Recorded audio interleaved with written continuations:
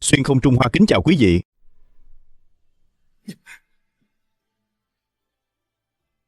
Gương Đồng hỡi, Gương Đồng ơi, bai là kẻ bất hạnh nhất thế gian này.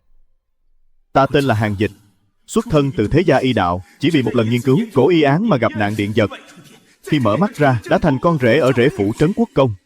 Thân phận này, nếu nói ra, e là huynh đệ ở thế kỷ 21 sẽ cười đến rụng cả răng.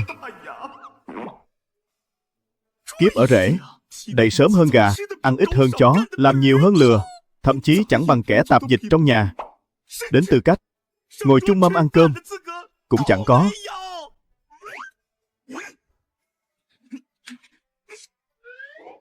Thôi vậy, đành tùy cơ ứng biến.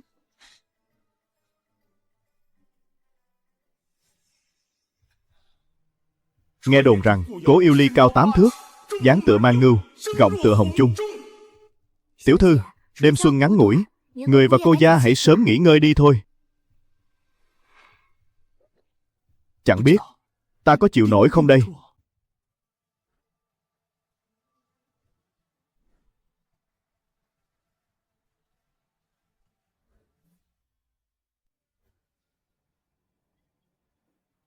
Gương Đồng hỡi, Gương Đồng ơi, đây chính là Trấn Bắc đại tướng quân Cố Yêu Ly.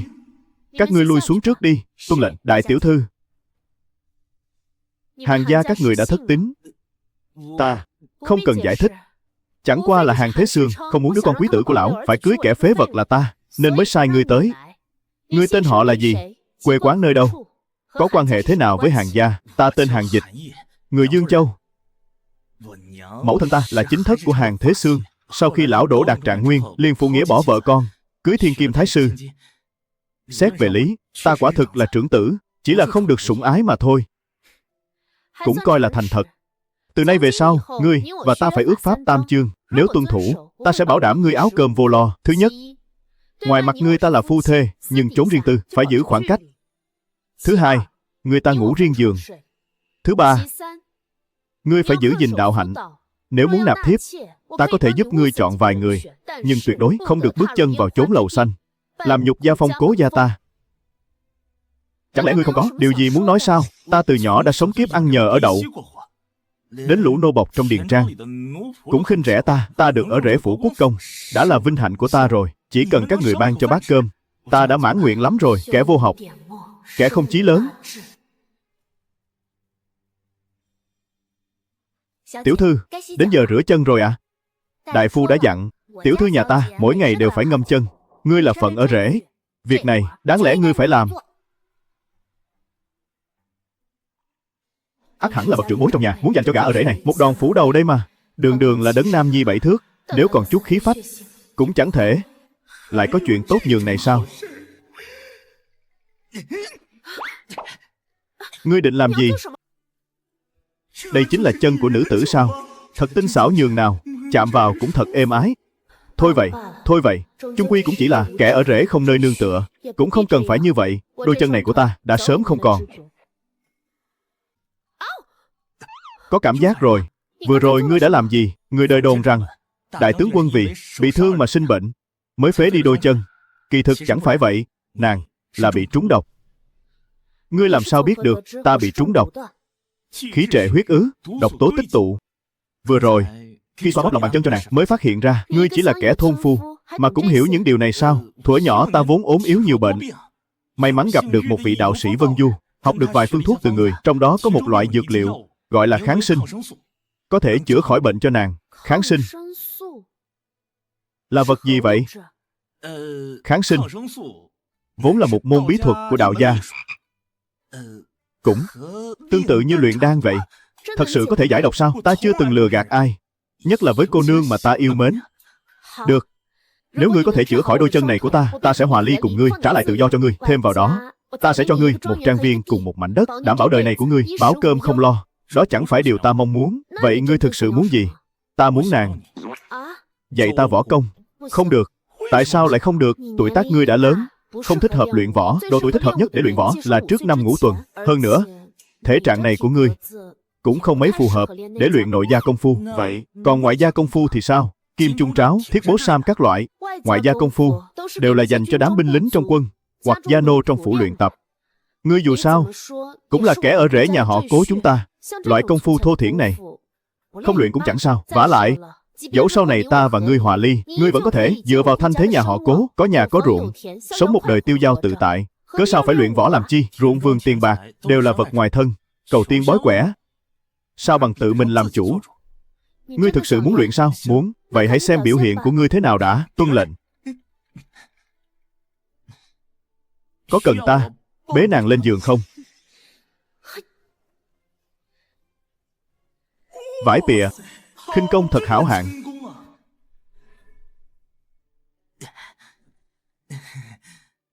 Vậy ta sang phòng bên nghỉ đây. Không được. Ngươi không được phép ra ngoài. Nếu để kẻ khác trông thấy, họ sẽ cho rằng là ngươi chê bai ta là kẻ phế nhân. Vậy nếu nàng không cho ta ngủ phòng bên, nàng lại chẳng cho ta chung giường, thế thì ta ngủ nơi nào? Ngủ tại đây. Nàng là đại tướng quân, mọi sự đều theo ý nàng cả. Nàng nằm phía trên, ta nằm phía dưới. Nếu cái miệng của ngươi không muốn giữ lại nữa, ta có thể tìm người lấy kim khâu miệng ngươi lại đấy. Dữ dằn thật đấy. Chỉ có ta mới dám cưới nàng. Ngươi vừa nói gì? Ta nói nương tử của ta đẹp tựa đóa hoa, cưới được nàng thật là phúc phận. Ngủ đi.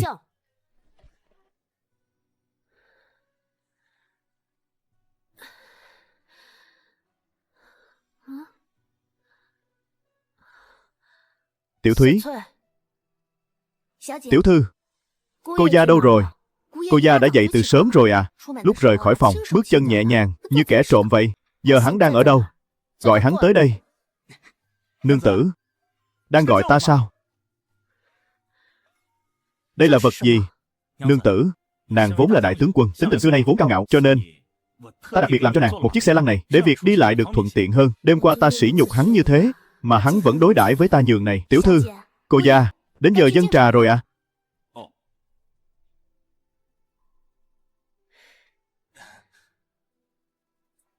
Tổ phụ.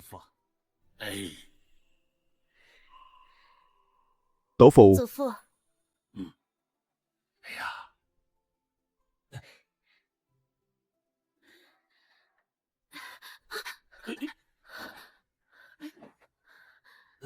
Nương tử. Xin lỗi nàng nhé. Đêm qua nàng vất vả rồi. Kẻ dưới kia thật không biết quy củ, chẳng biết giữ ý tứ gì cả. Chúng nó là đôi tân hôn, đang lúc mặn nồng. Đây là chuyện hết sức bình thường mà thôi. Tiểu Hàng à, Lý Nhi nhà ta sau này đành nhờ con chăm sóc. Lý Nhi từ nhỏ tính tình đã ngang bướng, con hãy bao dung cho nó.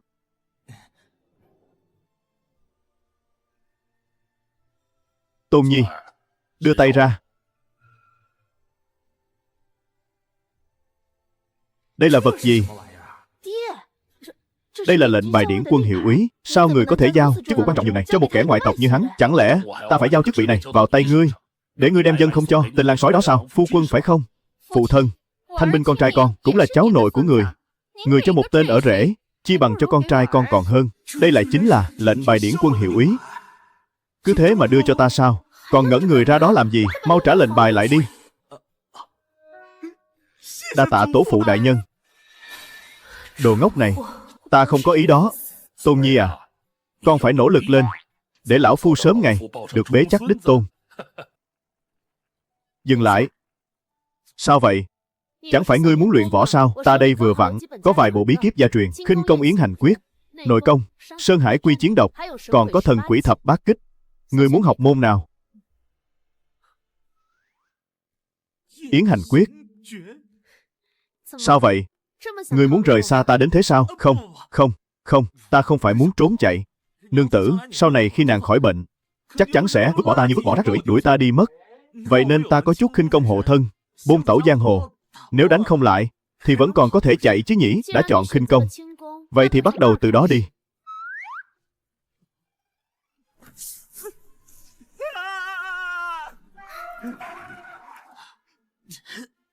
Nương tử, bí nàng là sao? Lên vại đi. Trước tiên luyện giữ thăng bằng.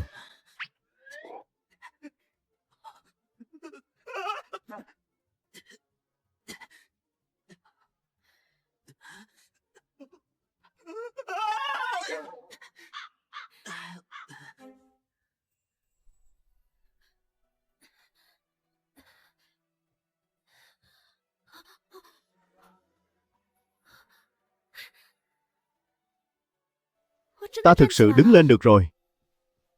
Tiểu thư, không xong rồi. Tiểu thư, người đứng dậy được rồi. Hốt hoảng cái gì? Ra thể thống gì nữa? Là cô gia. Cô gia điên rồi.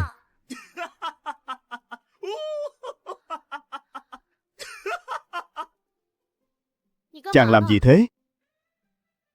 Nương tử, ta đâu có lừa nàng. Ta nói chân nàng chữa được thì nhất định sẽ khỏi. Cho nàng xem cái này này.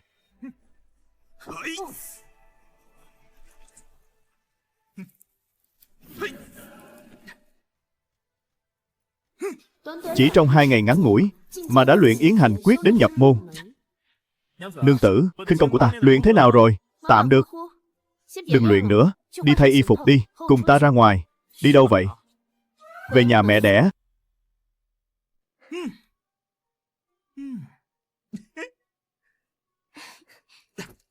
Nói thật nhé. Bộ giáp này trông cũng hợp với ta đấy chứ. Đây là bộ giáp của vị tướng quân nào để lại vậy? Cô gia, bộ chiến bào này của ngài là tiểu thư đã tốn không biết bao nhiêu bạc mời thợ thủ công giỏi nhất Thịnh Kinh đích thân chế tác đấy. Nó trị giá vạn vàng, đắt đỏ lắm đấy. Cố đại tướng quân, nàng đổi tính rồi sao? Lại sắm cho ta bộ chiến bào quý giá nhường này. Nhìn kỹ lại cũng ra dáng phết đấy chứ. Nương tử, sao ta nghe nói bộ chiến bào này giá trị không hề nhỏ nhỉ? Mấy thứ chiến bào thô kệch đó trong kho nhà ta đầy ra. Mặc xong chưa? Xong rồi thì mau khởi hành. Mẫu thân, người nói xem, chốc nữa họ về nhà ta làm gì? Còn làm gì nữa? Cái thứ tàn phế đó. Khó khăn lắm mới mong chờ được một người phu quân ưu tú như con ta. Giờ biết bị tráo đổi rồi. Chắc chắn là đến để hạch tội đấy. Một tên thảo bao từ quê mùa lên, sao xứng được sánh ngang với con ta? Đều đừng nói nữa. Họ ấy à, đã đến nơi rồi.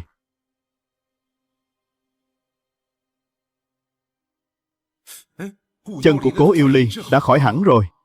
Phu quân, mau xuống xe đi. Phải đợi lâu. Vị đại tướng quân này là ai đây? Thật là trai tài gái sắc. Hàng Dịch, ngươi làm cái trò gì vậy? Ai cho phép ngươi mặc bộ chiến bào này? Mau cởi ra cho ta. Đồ nhãi ranh, dám cả gan làm càng. Lột bộ y phục trên người nó ra cho ta.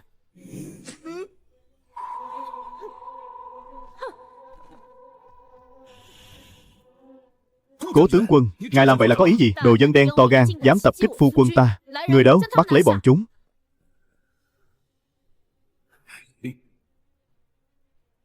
Cố tướng quân, xin ngài hãy cho bản thượng thư một lời giải thích. Phu quân, ta là Điển Quân hiệu úy. Ai dám đụng vào ta?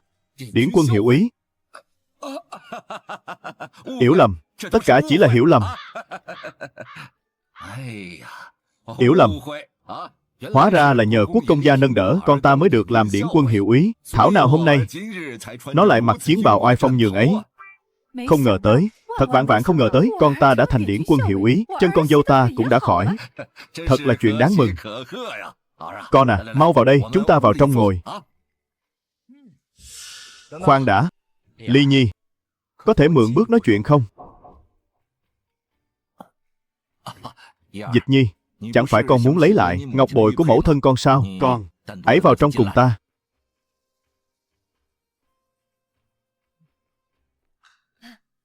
Để ta đi chuẩn bị chút đồ ăn cho các con.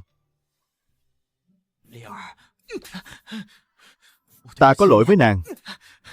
Ta không phải là người. Nàng biết mà, người ta yêu từ trước đến nay chỉ có nàng. Ly Nhi, nàng cho ta thêm một cơ hội đi. Chúng ta... Ly Nhi, nếu sau này còn gọi như thế, ta nhất định lấy mạng chó của ngươi.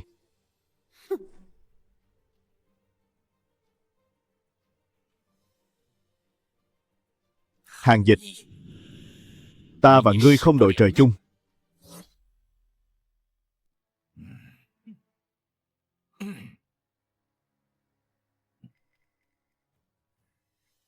Miếng ngọc bội này cũng giống như ngươi, vừa tầm thường lại vừa rẻ rúng.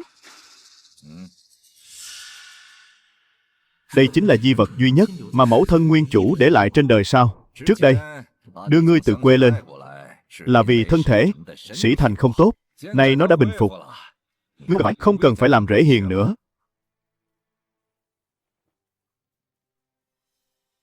Đây, còn 1.000 lượng bạc phiếu này, cũng cho ngươi cả đấy. Ngươi hãy về quê đi. Từ nay về sau, đừng có quay lại Thịnh Kinh nữa. Ta đã theo nương tử nhập vào gia phả nhà họ Cố. Chuyện này không cần ngươi phải bận tâm. Ngươi chỉ cần trở về nơi cũ là được rồi. Ngươi xuất thân hèn kém, chữ nghĩa chẳng biết bao nhiêu. Lưu lại Thịnh Kinh thành, đối với ta, đối với cả nhà họ Hàn đều là nỗi nhục.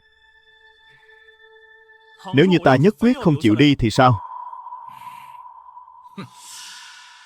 Nếu ngươi không biết điều, cứ mặt dày mày dạn lưu lại Quốc công phủ, vậy thì đừng trách vi phụ không giữ chút tình nghĩa nào.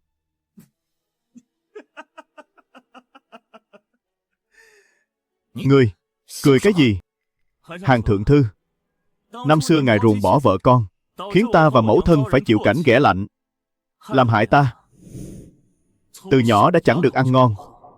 Ta và Ly Nhi tuy thành thân chưa được bao lâu, nhưng chúng ta tâm đầu ý hợp, tình nồng ý đượm. Ai chúng ta đã sớm ước hẹn bạc đầu giai lão, cùng nhau đi hết quãng đời còn lại. Mây giăng khéo léo, sao bay truyền hận. Ngân hà lặng lẽ vượt qua, gió vàng sương ngọc tương phùng, thắng cả nhân gian vô số. Nếu tình đôi ta bền lâu, chẳng cần sớm tối bên nhau. Hắn sao có thể làm ra những câu thơ thâm tình đến thế? Chẳng lẽ hắn láo xược, một kẻ thất học như ngươi thì lấy đâu ra thơ từ để mà đạo nhái, dám múa rìu qua mắt thợ ngay trước mặt vi phụ. Hàn thượng thư, phu quân ta văn võ song toàn, với tài cao của chàng, thơ từ này chỉ là chuyện nhỏ. Sao lại nói là đạo nhái, một tên nhà quê chân lấm tay bùn? Nếu không phải đạo nhái, sao có thể làm ra những câu thơ này? Nếu Hàn thượng thư đã không hoan nghênh chúng ta đến thế, phu quân, Cố tướng quân, ta không có ý đó. Ta ôi phủ thôi. Tuân lệnh.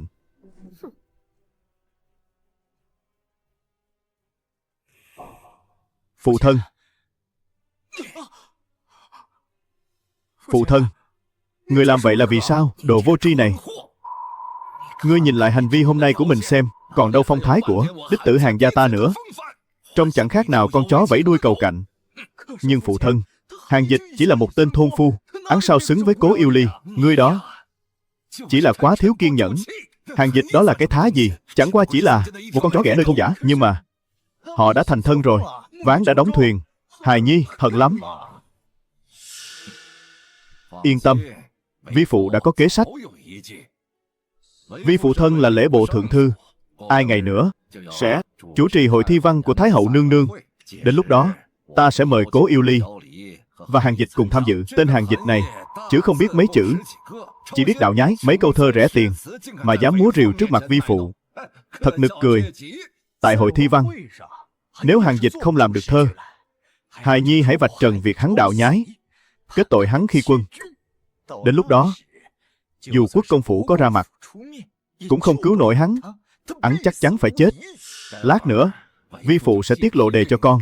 Chỉ cần con giành được vị trí đứng đầu, không những khiến Cố Yêu Ly phải nhìn con bằng con mắt khác, mà còn khiến Thái hậu nương nương truyền ý chỉ của Thái hậu, đoạt lại hôn sự của ngươi. Hàn Dịch, dám cướp nữ nhân của ta, hội thi văn ngày kia chính là ngày tàn của ngươi.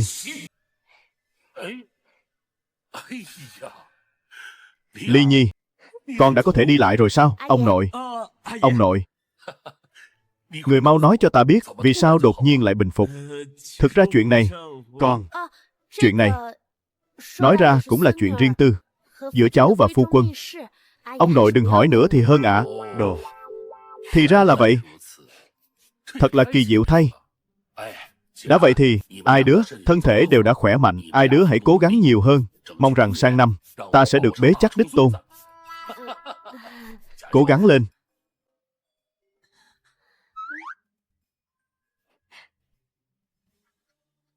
Chuyện này là thế nào? Chẳng phải nói nó sẽ không bao giờ đứng dậy được nữa sao? Chẳng phải nói căn bệnh này sẽ ăn mòn thân thể, khiến nó mất hết võ công, vĩnh viễn trở thành kẻ phế nhân sao? Ta làm sao biết được? Trước đây từng sai người thử qua, chỉ trong vòng 3 ngày đã hoàn toàn trở thành phế nhân. Ai ngờ kẻ tiểu nhân đó lại chịu đựng được lâu đến vậy, tưởng chừng sắp không gượng nổi. Vậy mà lại khỏi hẳn.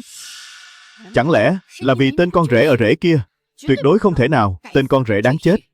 Kẻ quê mùa từ dưới quê lên, lão gia tử vậy mà lại giao chức điển quân hiệu úy quan trọng này cho hắn. Con ta rõ ràng ưu tú nhường ấy, nay lại phải nhàn rỗi ở nhà. Một tên con rể hạ đẳng, dựa vào đâu mà chức tước lại cao hơn con ta, điển quân hiệu úy? Đâu phải là chức vị dễ đảm đương.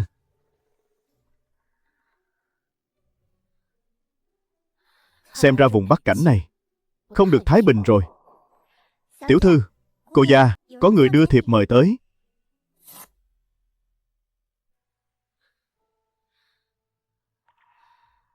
Hội thi văn. Thiệp này là ai gửi tới? Hàng sĩ Thành thiếu gia của Hàng gia. Tiểu đệ này của ta cũng thật nhã nhặn quá. Hội thi văn do Thái hậu nương nương khởi xướng và do phụ thân ngươi là Hàng Thế Sương chủ trì. Hàng sĩ Thành gửi thiệp vào lúc này, chắc chắn là không có ý tốt. Ta không muốn đi. Do Thái hậu nương nương đứng ra tổ chức, vậy chẳng phải sẽ có rất nhiều người đến sao? Đương nhiên là vậy. Vô số tài tử giai nhân của Đại Càn quốc ta, dù là từ Thịnh Kinh tới, hay từ nơi khác đến, đều sẽ đổ về đông đủ cùng dự hội lớn này. Vậy trong số những người tới đó, chẳng phải có rất nhiều các tiểu thư tài nữ chưa gả chồng sao? Tất nhiên là có. Ngươi hỏi chuyện này làm gì? Đã như vậy, ta nhất định phải đi xem thử một chuyến.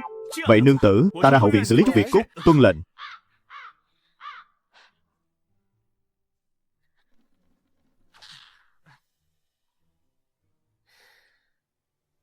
Đại tướng quân, bệnh của ngài đã khỏi rồi sao? Thật tốt quá, lại có thể dẫn dắt huynh đệ xông pha trận mạc, trấn áp lũ mang di phương Bắc kia rồi. Bắc Cảnh hiện thời tạm coi là đã bình ổn, song tại kinh thành có việc hệ trọng hơn, cần phải xử lý. Đại tướng quân, ngài cứ việc phân phó, Mạc tướng muôn chết không từ. Tốt. 3 ngày sau, phu quân ta là Hàng Dịch phải vào quân doanh điểm mão. Đến lúc đó, nếu ngươi rảnh rỗi, hãy tới đó phô trương thanh thế cho chàng, tránh để kẻ khác xem thường chàng. Đại tướng quân, người muốn Mạc tướng phải đi chống lưng cho tên ở rễ đó sao? Sao nào? Không muốn. Không, Mạc tướng không có ý đó. Đã không có ý đó thì cứ thế mà quyết định. Không còn việc gì khác, ngươi lui ra trước đi.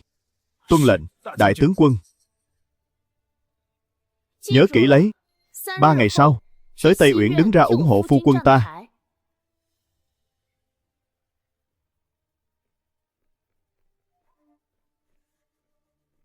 Tên ở rễ đáng chết này lại có thể khiến đại tướng quân mê muội đến mức điên đảo thần hồn. 3 ngày sau, xem ta thu thập ngươi thế nào.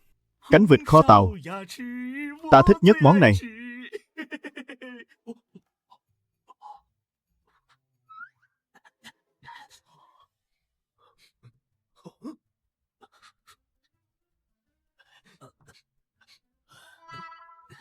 Lão già, tốt lắm. Tiểu huynh đệ, đây là vịt gì vậy? Lão phu sống 78 năm trên đời, chưa từng được ăn món vịt nào ngon đến thế. Để thôi mà.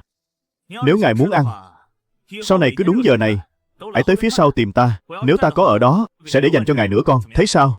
Thế thì còn gì bằng. Vậy thì lời đã định nhé.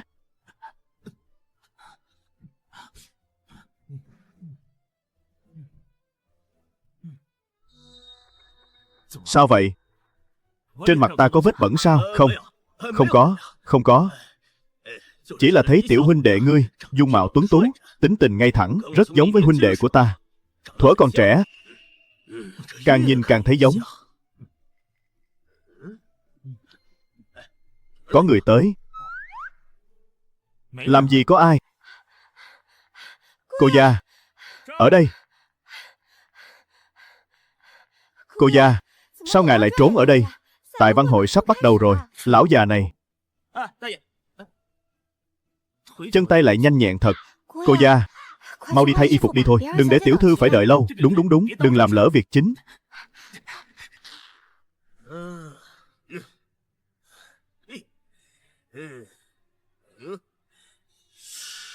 Lão già, ta thấy ngươi từ trong quốc công phủ đi ra từ hậu viện. Chắc hẳn kẻ tiếp đầu với tên ở rễ vô dụng kia chính là ngươi phải không?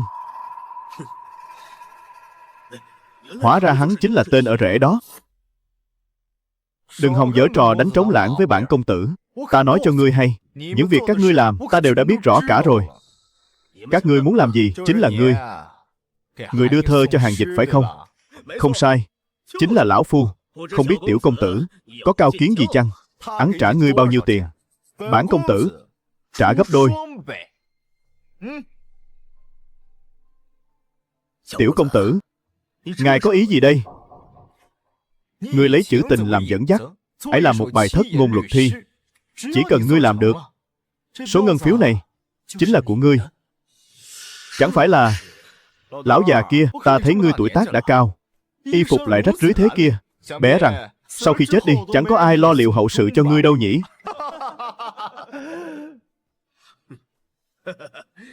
Lão phu vừa hay đã làm được một bài thất ngôn luật thi, vô cùng khế hợp với đề bài này. Nếu tiểu công tử đã muốn, vậy xin tặng cho công tử.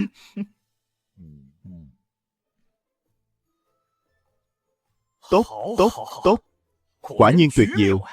Lão già, coi như ngươi biết điều. Nhưng bản công tử nói cho ngươi hay, nếu ngươi dám đem bài thơ này bán lại cho kẻ khác, bản công tử nhất định sẽ đánh gãy chân chó của ngươi. Đã nghe rõ chưa? Tiểu lão nhi xin ghi lòng tạc dạ. Có được thơ hay trong tay thế này, lo gì không giành được khôi nguyên. Ôi phủ.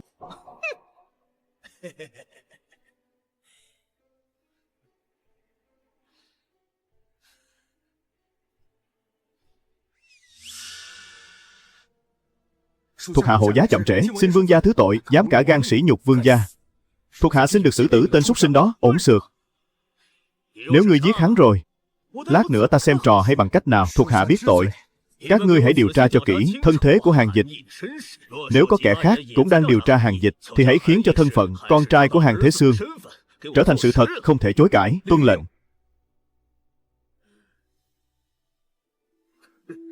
Giống quá đi mất.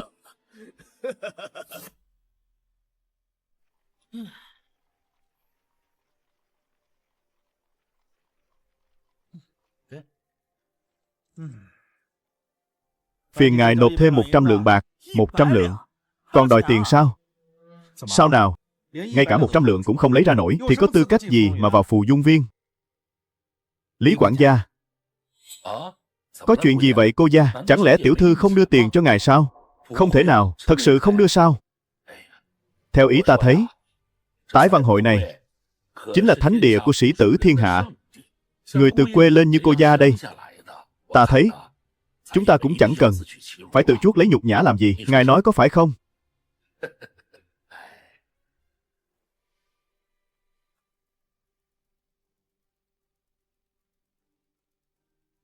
Các người có ý gì đây? Thái hậu nương nương tổ chức Tái Văn Hội này là để cho tài tử thiên hạ một cơ hội phô diễn tài năng. Cánh cửa này, phàm là người đọc sách đều có thể vào. Các người vậy mà còn đòi tiền ta, để ta vào. Hôm nay không chỉ là Tái Văn Hội, mà còn là ngày mừng thọ Thái hậu nương nương. Chúng ta đều phụng mệnh canh giữ tại đây. Huynh đài này, sao mà cứng đầu thế nhỉ? To gan, dám nhiễu loạn trật tự hội trường. Quân gia, xin hạ thủ lưu tình. Triệu công tử, đã lâu không gặp, đi uống rượu thôi. Đây là bằng hữu của ta.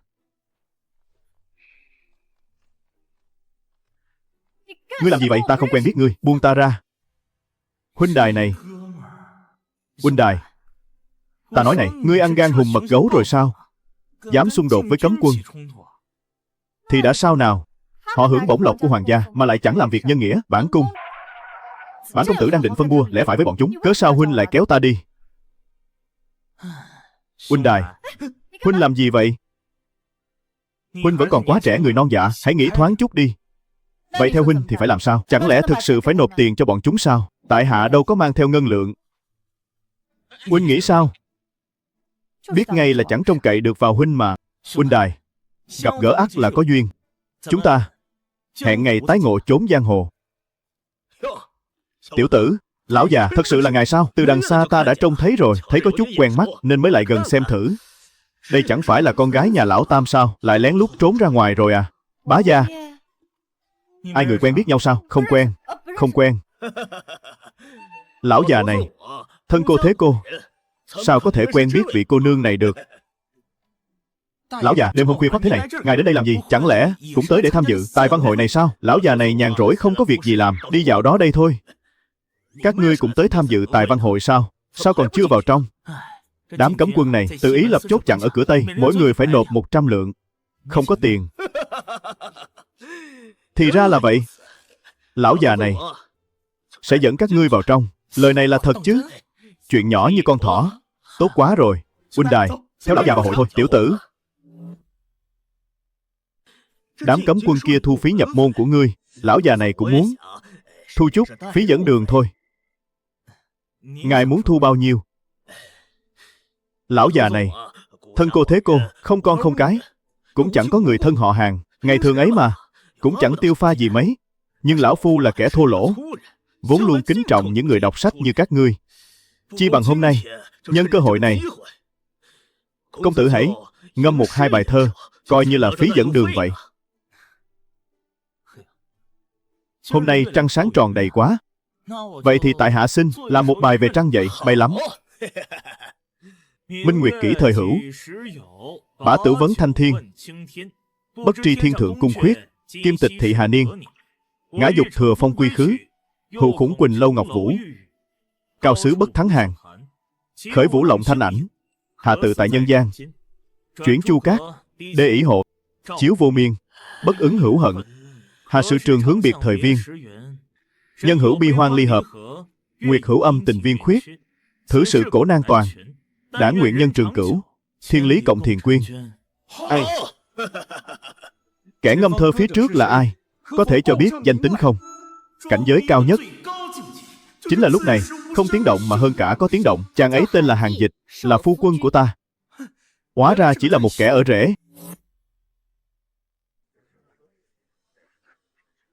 Ta cứ ngỡ là kẻ nào, hóa ra chỉ là một tên rễ hiền xuất thân từ trang trại ở Dương Châu. Nghe đồn tên rễ hiền này chữ nghĩa chẳng biết được mấy chữ, mà lại có thể làm ra tuyệt tác thế gian này ư? Chuyện đó còn phải hỏi sao? Ắt hẳn là tác phẩm của người khác. Hắn chỉ là kẻ mặt dày, đánh cắp mà thôi. Chắc chắn là vậy rồi. Nếu không, dựa vào tên rễ hiền đáng thương này, sao có thể làm ra tác phẩm kinh thế như vậy? Này rễ hiền, mau khai ra, ngươi rốt cuộc đã đánh cắp tác phẩm của bậc đại gia nào? Đúng vậy, mau khai ra, đừng để cái danh rễ hiền của ngươi làm hoen ố tác phẩm của bậc đại gia. Cố Yêu Ly, quả thật rất giỏi. Các vị quả nhiên có mắt nhìn người. Bài thơ này quả thực không phải một kẻ rễ hiền nhỏ bé như ta có thể làm ra được, mà là do bậc đại gia văn đàn, Đông Pha cư sĩ sáng tác. Ta chỉ là một kẻ rễ hiền nhỏ bé, thân phận thấp hèn, không dám làm chướng mắt các vị đại tướng quân. Tên rễ hiền này chưa được sự cho phép của ngài, đã lén lút trốn khỏi phủ đệ, còn vọng tưởng tham gia cái gọi là thi văn hội này. Thật là mặt dày vô sĩ, câm miệng. Hàng Dịch là phu quân của bản tướng quân. Nếu các ngươi dám bất kính với chàng thêm lần nữa, hạ thấp chàng. Đừng trách bản tướng quân không khách khí. Tiểu tử, lão phu sẽ dẫn ngươi vào trong. Trọng địa cửa Tây, kẻ không phận sự mau rời đi. Quân gia, không biết có thể nể tình đôi chút, cho hai vãn bối này vào trong tham gia thi văn hội. Đừng nói năng bậy bạ. Mời vào.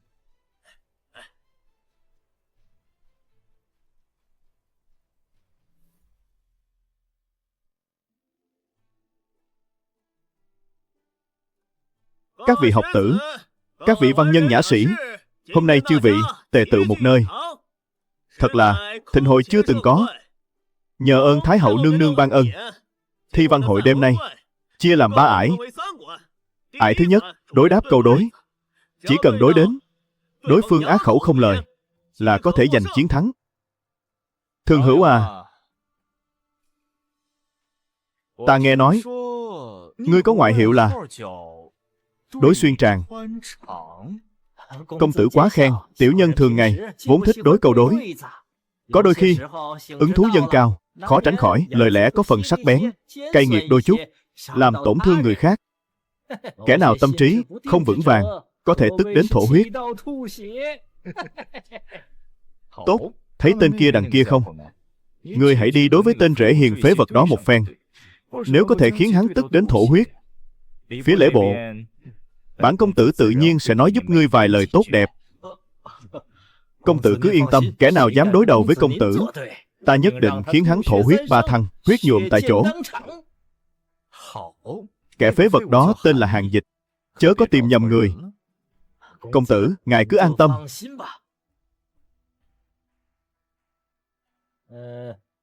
Ai là kẻ tên Hàng Dịch? Tên rễ hiền nào là hàng dịch? Chó sủa nhặng xị gì thế? Tiểu gia ở đây. Ngươi chính là tên rễ hiền đó. Có rắm thì mau phóng đi. Nếu ngươi muốn vượt qua cửa ải thứ hai này, có dám chăng lên đài cùng ta đối đáp một phen xem sao? Hàng dịch, ngươi không thể đối câu đối với hắn. Hắn chính là đối xuyên tràng Lâm Thường Hữu đấy. Sao nào? Không dám à?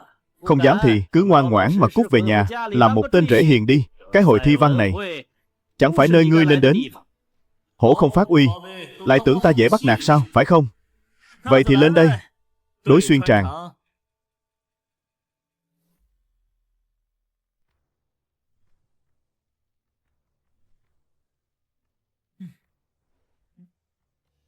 Xem kìa, chẳng phải là đối xuyên tràng Lâm Thường Hữu đó sao? Nghe nói hắn đối câu đối, chưa từng bại trận.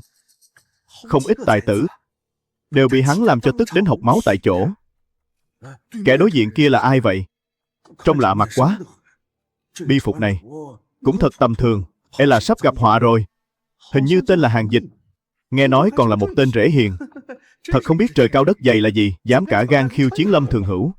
Vườn đứt gỗ trong rừng sâu, khỉ con cũng dám đòi cưa gỗ. Một ngựa sa chân vào bùn lầy. Đồ súc sinh già, sao dám dơ vó? Ai, ai, ai.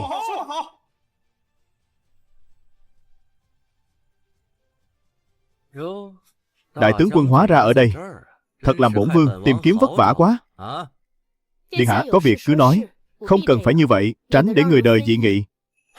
Đại tướng quân, dẫu sao chúng ta cũng là tỷ đệ họ mà. Tâm tình đôi câu, sao lại khiến người ta dị nghị? Điện hạ có lời cứ nói, không cần phải khách sáo. Thực ra đệ hôm nay tìm tỷ cũng chẳng có việc gì lớn. Chỉ là gần đây nghe tin tỷ đang gặp phải nan đề. Đệ đây gần đây cũng có chút tích lũy, có thể giúp tỷ không cần. Điện hạ nếu không còn việc gì khác, bổn tướng còn phải vào bái kiến Thái hậu nương nương. Cáo từ.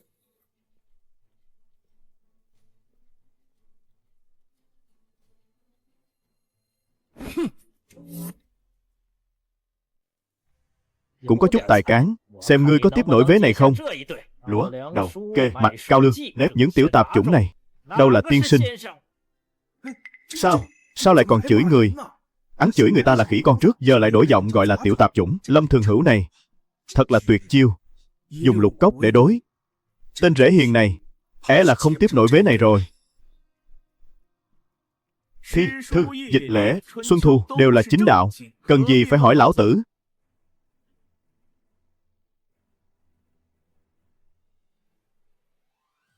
Hạ, thương, chú, tần, tấn, hán đều là chính thống. Hạ tất phải tranh giành ngôi chư hầu. Biển, sông, ngòi đều là nguồn nước, nơi nào chẳng là hạ lưu. Ngươi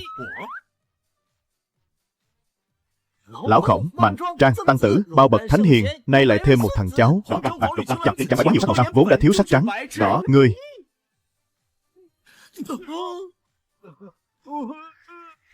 tiên sinh, ngài thổ huyết rồi, ngài không sao chứ? Tránh ra.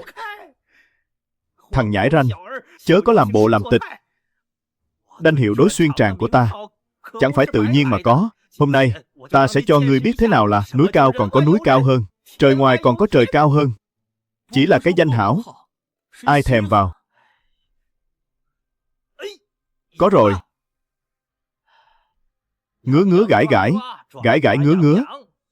Không gãi không ngứa, không ngứa không gãi. Càng gãi càng ngứa, càng ngứa càng gãi.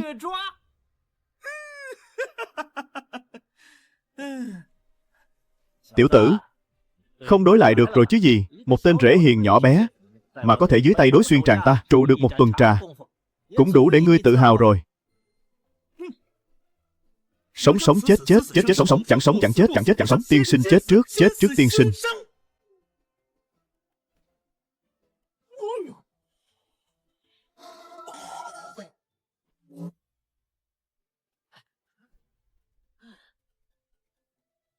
Trận thứ nhất, Trấn Quốc công phủ, rễ hiền Hàng Dịch thắng. Lôi kẻ này ra ngoài.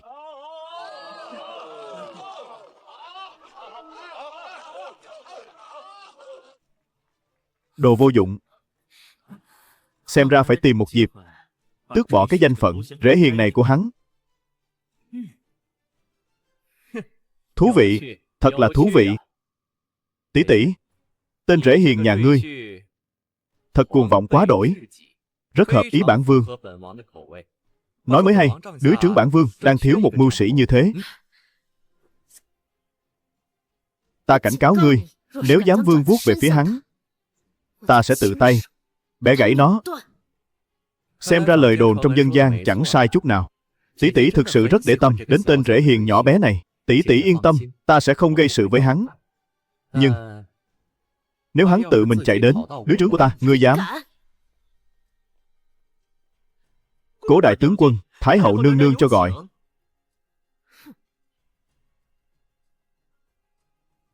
Tên rể hiền này hình như so với lời đồn có đôi phần khác biệt.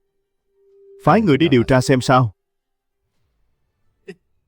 Hoàng tẩu, có phải người thấy tiểu tử này có nét gì đó rất đổi quen thuộc?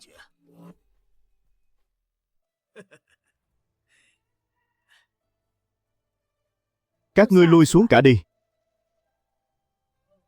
Ngươi muốn nói gì? Thái hậu nương nương không thấy. Hắn rất giống đại ca của ta, thời còn trẻ sao? Nhất là cái vẻ tự tại ung dung lại ngạo nghễ bất kham đó. Hoàng tẩu, người nói xem, đứa trẻ này có phải là món nợ phong lưu đại ca ta để lại bên ngoài không? Tiên hoàng đã băng hà hơn 10 năm rồi.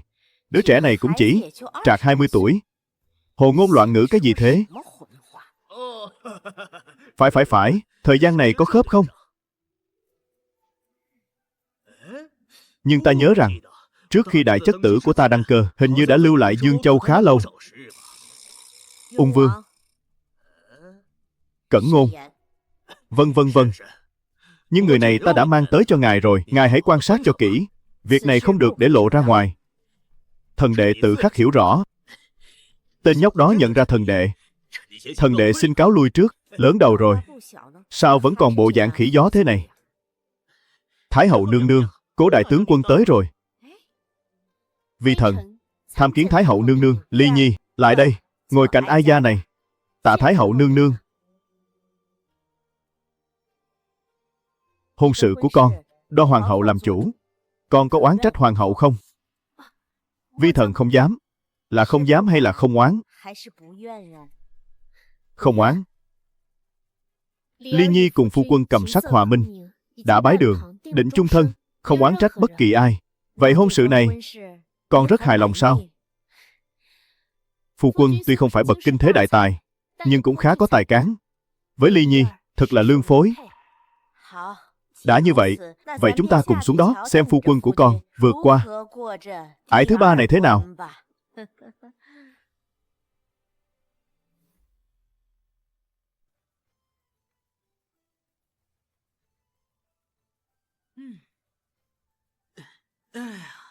Ngươi đứng dậy cho bản công tử. Ngươi là cái thá gì mà cũng xứng so tài với bản công tử? Kẻ không biết sống chết, còn giả câm giả điếc. Người đâu? Lôi hắn xuống cho ta. Khoan đã. Hàng Dịch, ta là đích tử trong nhà. Ngươi gặp ta, sao còn chưa hành lễ? Ngươi là ai? Ta không quen. To gan. Ngươi chỉ là một thứ tử nhỏ nhoi. Ngập đích trưởng tử, không những không hành lễ, còn dám giả vờ không quen. Người đâu? Đè hắn xuống đất cho ta. Ta phải dạy dỗ hắn một trận, cho hắn biết thế nào là quy củ. Hàng thiếu à, chuyện nhỏ này cứ để ta lo là được. Đâu cần ngài phải đích thân ra tay. Cút sang một bên. Ngươi là cái thá gì mà dám xen vào việc nhà của bản công tử? Cút sang một bên cho ta. Tự vả vào mặt mình 10 cái.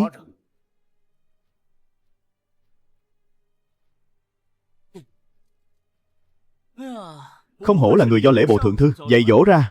Quả nhiên uy phong. Hàng Dịch, nể tình ngươi và ta cùng tông tộc, hôm nay ta cho ngươi một cơ hội. Chúng ta đánh cược một phen. Cược thế nào? Cược cái gì? Vòng thi thứ hai hôm nay, bất luận là thi gì, dựa trên đề bài, chúng ta cùng xem ai làm được nhiều hơn. Nhưng mà không có tiền cược, chẳng thú vị gì cả. Hừ, tiền cược loại chuyện này bản công tử không thiếu. Còn về phần ngươi, một tên ở rễ từ quê lên, ngươi có cái gì? Ta ấy à, có cái này. Được. Được. Đây là văn tự của Tửu lâu bậc nhất trong kinh thành này, khế đất của Kim Nguyệt Mãn Phúc. Ta lấy vật này làm vật đặt cược. Ngươi thấy sao? Bay lắm. Lập văn tự, ký tên điểm chỉ thì sao? Quân tử nhất ngôn.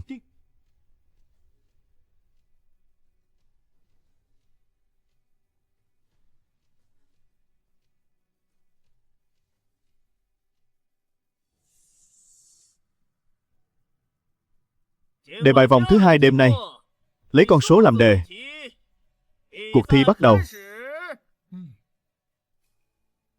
Dùng con số để vịnh thơ ư?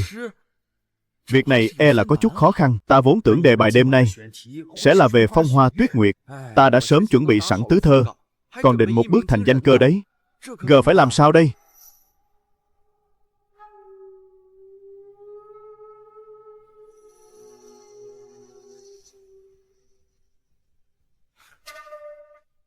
Hàng Dịch, sao ngươi vẫn chưa đặt bút?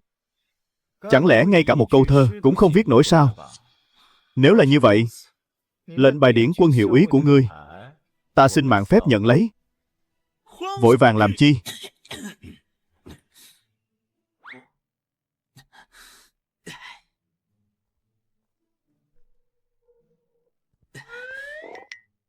Huynh đài, phiền huynh chấp bút giúp ta. Cổ họng khô khốc, để ta uống ngụm trà.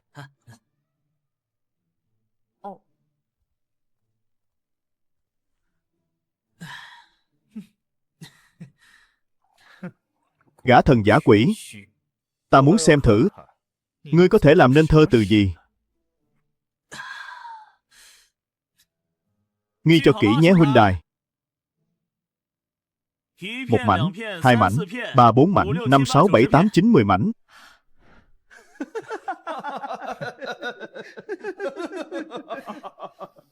Trời đất ơi!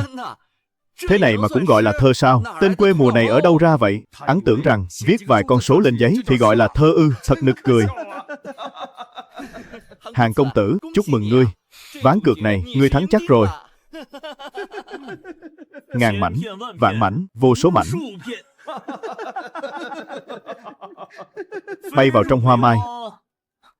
Chẳng thấy đâu. Bay vào trong hoa mai chẳng thấy đâu. Ai cho câu, bay vào trong hoa mai chẳng thấy đâu. Thật là điểm nhãn chi bút. Tên ở rễ này cũng có chút bản lĩnh đấy. Chẳng qua là đầu cơ trục lợi, làm ra bài thơ vè mà thôi. Hôm nay chúng ta so là ai dùng số lượng nhiều hơn. So về nội hàm văn học. Ngươi, một tên ở rễ vô dụng, có thể làm được mấy bài. Rốt cuộc cũng chỉ là kẻ nhảy múa trên xà nhà, ít ngồi đáy giếng mà thôi. So với 5.000 năm của Hoa Hạ ta, muốn so văn hóa nội hàm, ngươi có bao nhiêu? Vậy thì hãy nghe cho kỹ đây. Một đi 2, 3 dặm, khói tỏa 4, 5 nhà, đình đài 6, 7 chốn, 8, 9, 10 cành hoa. 2 con hoàng ly hót trên cành liễu biếc, một hàng bạch lộ vút tận trời xanh. Cửa sổ ngậm tuyết ngàn thu núi Tây Lĩnh, cửa đổ thuyền vạn dặm từ Đông Ngô. Ai người đối ẩm hoa rừng nở. Một chén, lại một chén, ta say muốn ngủ, khanh hãy đi. Sáng mai có ý, ôm đàn tới. Lại một bài nữa. Câu thơ này, một chén, lại một chén, cách dùng điệp từ con số này, sao mà tự nhiên đến thế? Vẫn còn nữa, 7, 8 ngôi sao ngoài trời vắng, ai 3 hạt mưa trước núi xa. Quán tranh xưa cũ bên rừng xả, đường rẽ cầu khe. Thật thấy thưa thớt vài vị tinh tú, chỉ vài nét chấm phá đã họa nên một bức tranh cảnh đêm mưa tầm tã. Điều thay, thật là quá đổi diệu kỳ. Một phiến, một chậu, một thuyền câu, một lão ngư ông, một lưỡi câu, một vỗ, một gọi, lại một cười, một người độc chiếm, một dòng thu.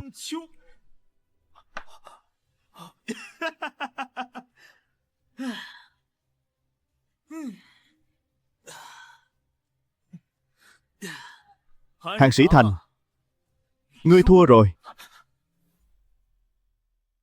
Cái này, Tửu lâu Kim Nguyệt Mãn Phúc, ta xin nhận lấy. Ngươi Thế nào? Đường Đường là đích trưởng tử của lễ bộ thượng thư, cháu ngoại ruột của hoàng hậu nương nương, mà muốn quỵt nợ sao? Không được, không được, việc này cần phụ thân quyết định. Giấy trắng mực đen đã ký tá, chẳng lẽ lại không tính sao? Nếu đã như vậy, ngày mai ta sẽ tới lễ bộ hỏi cho ra lẽ, xem ngài ấy có chịu nhả ra hay không. Ổn xược. Một tên thứ tử nhỏ nhoi, ai cho ngươi lá gan, dám tới lễ bộ gây chuyện? Sĩ thành lập khế ước với ngươi, vốn dĩ đã là hoang đường. Nếu ngươi biết điều, thì hãy trả lại khế ước và văn tự. Việc này, ta có thể không truy cứu nữa.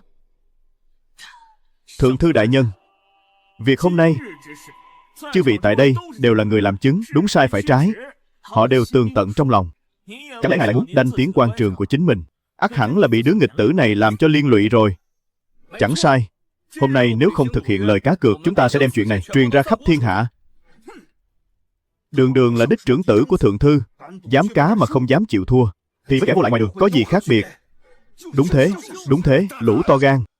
Các ngươi tụ tập tại đây, ồn ào náo loạn, là muốn tạo phản sao? Tất cả câm miệng cho ta. Bản thượng thư sẽ lập tức hủy bỏ tư cách dự xuân nhàn của các ngươi.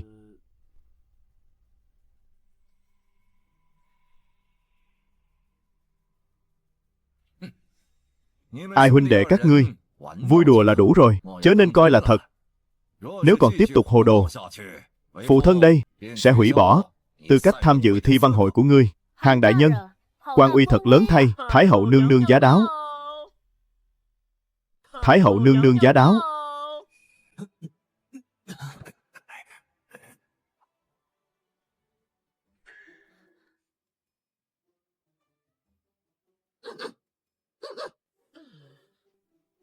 Quả thực giống hệt Hoàng Nhi khi còn trẻ.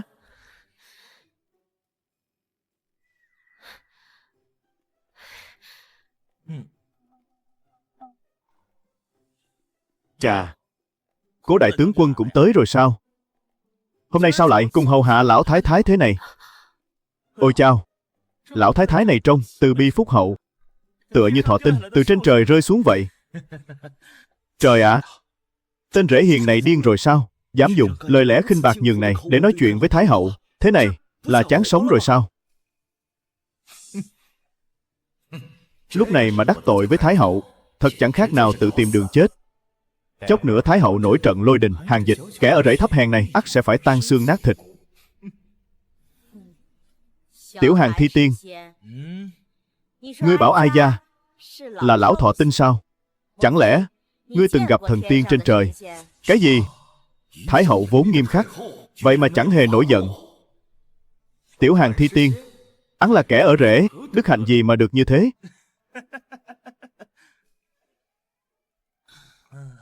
Lão thái thái, trên trời này làm gì có thần tiên? Trên trời ấy chỉ có trời xanh mây trắng, mặt trời mặt trăng mà thôi. Đừng uống nữa, đây là Thái hậu nương nương, mau hành lễ đi. Thảo dân Hàng Dịch bái kiến Thái hậu nương nương, chúc Thái hậu nương nương phúc như Đông Hải trường lưu thủy, thọ tỷ Nam Sơn bất lão tùng. Thơ hay lắm. Phải đó, tùy hứng ngâm sướng đã là tuyệt cú thiên cổ. Lời gọi Tiểu Hàng Thi Tiên của Thái hậu quả là danh bất hư truyền. Đúng vậy, không ai xứng đáng hơn hắn. Đứa trẻ này đều bình thân cả đi. Tạ ơn Thái hậu nương nương. Ai Gia đã tới đây rồi thì không làm lỡ thời giờ của chư vị nữa. Vòng thứ 3 này lấy trữ tình làm đề tài. Chư vị xin mời. Cơ hội rửa sạch nỗi nhục xưa đã tới rồi. Thái hậu nương nương, chư vị, bấy lâu nay lòng ta vẫn luôn ngưỡng mộ Cố đại tướng quân. Tiếc thay lại bị kẻ thứ tử này Hàng Dịch phá hoại. Hôm nay tại hạ xin trước mặt Thái hậu nương nương và chư vị tặng Cố đại tướng quân một bài thơ để tỏ lòng mình.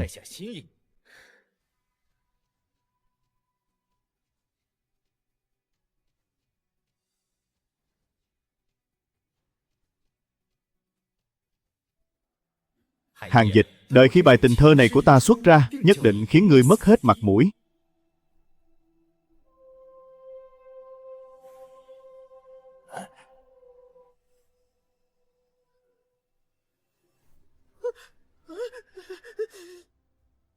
Cố tướng quân, bài thơ này xin tặng người, nguyện người thấu hiểu tấm chân tình của ta. Công công, phiền ngài đem bài thơ này đọc cho Thái hậu và Cố đại tướng quân cùng nghe, cũng để chư vị cùng thẩm định tấm lòng của ta có chân thành hay không.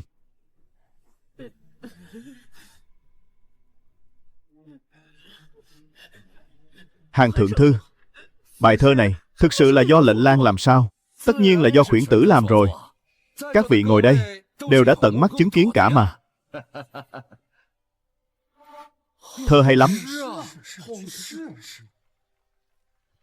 Ly Nhi, bài thơ này ta làm cho nàng, từng câu từng chữ đều là tình cảm ngưỡng mộ ta dành cho nàng. Ầu Thần Hải, mau lấy tờ giấy đó lại đây. Ai gia muốn xem cho kỹ. Công công, xin hãy đưa bài thơ này cho Thái hậu xem qua.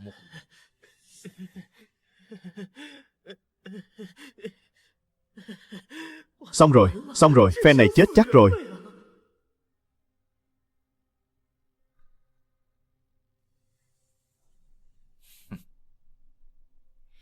Hàng Sĩ Thành, ngươi chắc chắn bài thơ này là do ngươi viết.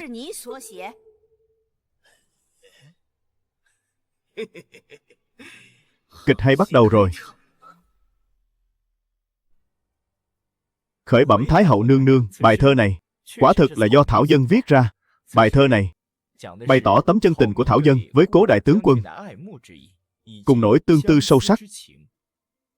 Xong, có kẻ đã nhúng tay vào, nên đêm nay Thảo Dân mạo muội khẩn cầu Thái hậu nương nương ban lại hôn sự.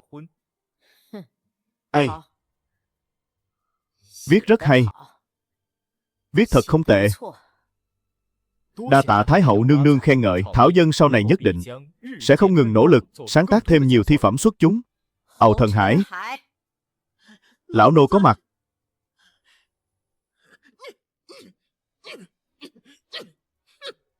Chuyện này là sao?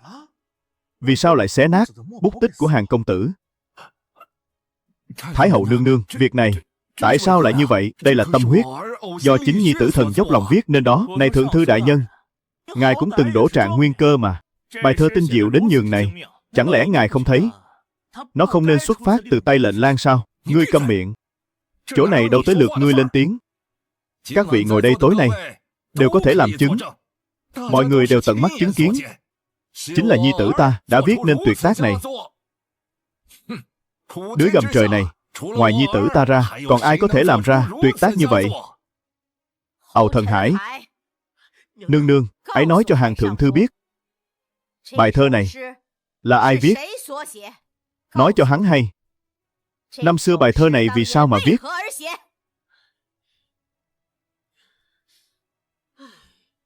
Hàng đại nhân, thật lòng nói cho ngài hay. Bài thơ này, nô tài từ mấy chục năm trước đã từng thấy qua rồi. Cái gì? Bài thơ này chính là do tiên đế sáng tác. Năm xưa khi tiên đế còn là thiếu niên phong lưu tuấn tú, đã viết tặng Thái hậu nương nương. Nương nương tha mạng. Nghịch tử này chắc chắn là bị kẻ gian lừa gạt. Nương nương tha mạng. Hàng Sĩ Thành mạo danh lừa thế, lại dám khinh nhờn tiên đế, lôi ra ngoài chém đầu. Nương nương, Thành Nhi là huyết mạch duy nhất của Hàng gia ta, cũng là cháu ngoại duy nhất của Hoàng hậu nương nương. Khẩn cầu Thái hậu nương nương tha mạng. Vậy thì cho nghịch tử của ngươi một cái xác toàn vẹn vậy.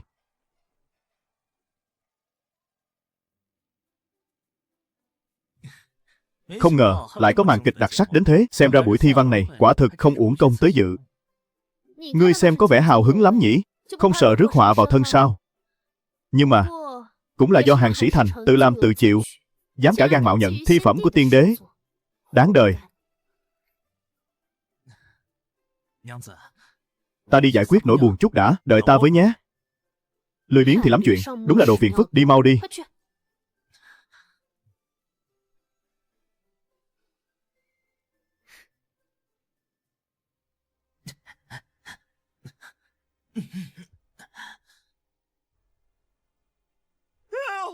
Huynh đài, trùng hợp thật, huynh cũng tới đây giải quyết nỗi buồn à? Hàng huynh, xin hãy tự trọng.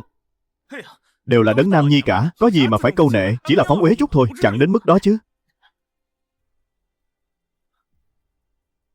Trong các ngươi, ai là hàng dịch? Hắn chính là hàng dịch. Ngươi không còn việc gì nữa, cút đi. Tuân lệnh.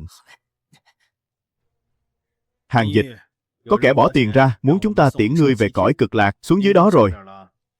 Đừng trách chúng ta tàn nhẫn. Thế đạo này, kẻ có quyền có thế, muốn ngươi sống thì ngươi được sống, muốn ngươi chết thì ngươi phải chết, ngươi đáng chết.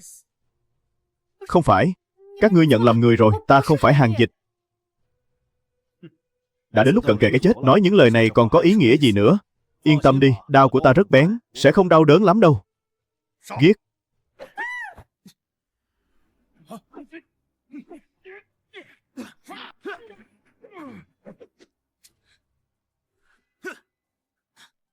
Không sao.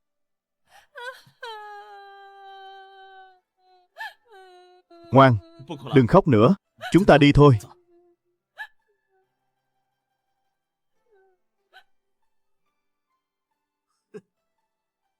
Thằng nhãi này.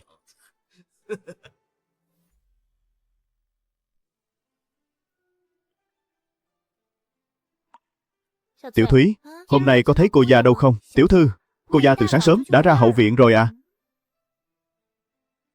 Đi, chúng ta đến xem chàng đang làm thứ kỳ quái gì.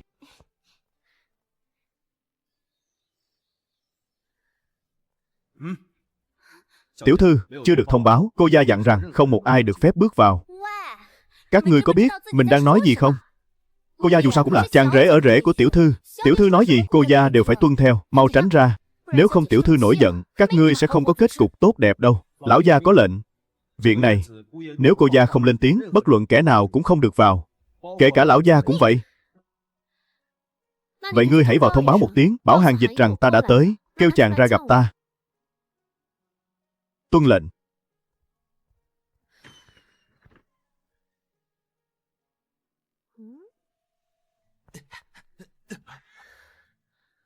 Chàng đang làm gì vậy? Đang đốt thứ gì sao? Quả nhiên là đại tướng quân. Khả năng quan sát thật vô cùng nhạy bén. Ta vào xem thử. Không được, không được, không được. Đợi khi thành phẩm hoàn tất, ta sẽ cho nàng xem sau. Không cho xem thì thôi vậy. Ngày mai chàng phải đến quân doanh rồi. Ta đã dặn dò phó tướng của ta, ngày mai sẽ cùng chàng tới đó. Nếu gặp phải phiền toái gì, chàng cứ trực tiếp tìm hắn. Nếu đám con cháu thế gia làm khó chàng, chàng cũng không cần khách khí, cứ tùy nghi xử lý là được. Nhìn cái gì mà nhìn, khói bốc lên rồi kìa. Suýt chút nữa thì quên mất chính sự. Nương tử, nàng cười thật đẹp. Kẻ miệng lưỡi trơn tru.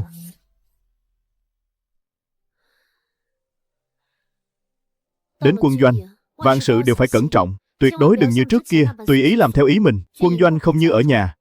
Trên có tướng lĩnh quản thúc, dưới có binh sĩ dõi theo. Nhất ngôn nhất hành, đều cần phải cẩn trọng. Nương tử, ta hiểu rồi, nàng hãy an tâm. Ta đi rồi. Nàng ở nhà cũng phải biết giữ gìn thân thể, chớ quá nhọc lòng, chớ nên ngày ngày chỉ vùi đầu vào binh thư. Phải biết rằng, nơi xa trường, vạn biến khôn lường, thời cơ chiến trận, chớp mắt đã qua. Sao nào? Chàng cũng hiểu chút binh pháp ư? Chỉ là hiểu sơ qua, biết chút ít thôi. Thật sao? Vậy chàng hãy nói xem, lấy yếu thắng mạnh, lấy ít địch nhiều. Chàng có kiến giải gì? Nói rất hay. Ta có thể hứa với chàng một yêu cầu. Ta vốn chỉ là kẻ ở rễ. Có ban cho thứ gì, ta cũng chẳng mang đi được. Nhưng thưa đại tướng quân đã nói là muốn ban thưởng cho ta. Vậy nếu ta thắng, nàng hôn ta một cái thì sao? Được. Như ý chàng muốn. Nếu lời chàng nói không hay thì sao? Việc này dễ thôi. Nếu ta thắng, nàng hôn ta một cái. Nếu ta thua, ta hôn nàng một cái. Ta đùa chút thôi mà. Vậy thế này nhé, nếu ta thua, ta sẽ tặng nàng một món trân bảo hiếm có trên đời. Dẫu là hoàng cung, cũng không hề có. Thế nào? Chàng thì có bảo vật gì chứ? Thôi bỏ đi. Dù sao chàng cũng chẳng thắng được đâu. Được. Giờ thì nói được rồi chứ. Nghe cho kỹ đây. Câu nói này là ai dạy chàng? Ta thường hay nằm mộng. Trong mộng, gặp được rất nhiều bậc thần tiên. Trước không có người sau, sau không có người trước. Còn có ai xứng với danh hiệu này? Tất nhiên là có rồi. Ta nói cho nàng hay, trong chốn tiên cảnh mộng ảo ấy, mỗi lĩnh vực đều có rất nhiều bậc kỳ tài. Có phải ta đã thắng rồi không? Vậy nương tử, có phải nên ban thưởng cho ta rồi không? Thi thư ca phú, binh pháp chiến thuật, thứ gì cũng tinh thông, bi thuật cao thâm. Ngay cả thái y cũng bó tay không cách nào chữa trị. Chàng ấy tiện tay đã có thể cứu chữa. Lần này, dường như thực sự đã nhặt được bảo vật rồi. Được. Cô gia.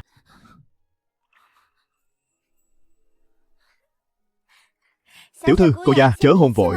Thái hậu nương nương ban ý chỉ tới.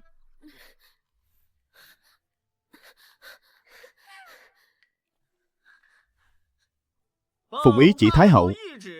7 ngày sau, Trấn Quốc công Cố Nguy, Cố Yêu Ly cần đưa tiểu hàng Thi Tiên tới cảnh Phúc Cung tham dự thọ yến của Thái hậu nương nương. Khâm thử. Thần tiếp chỉ.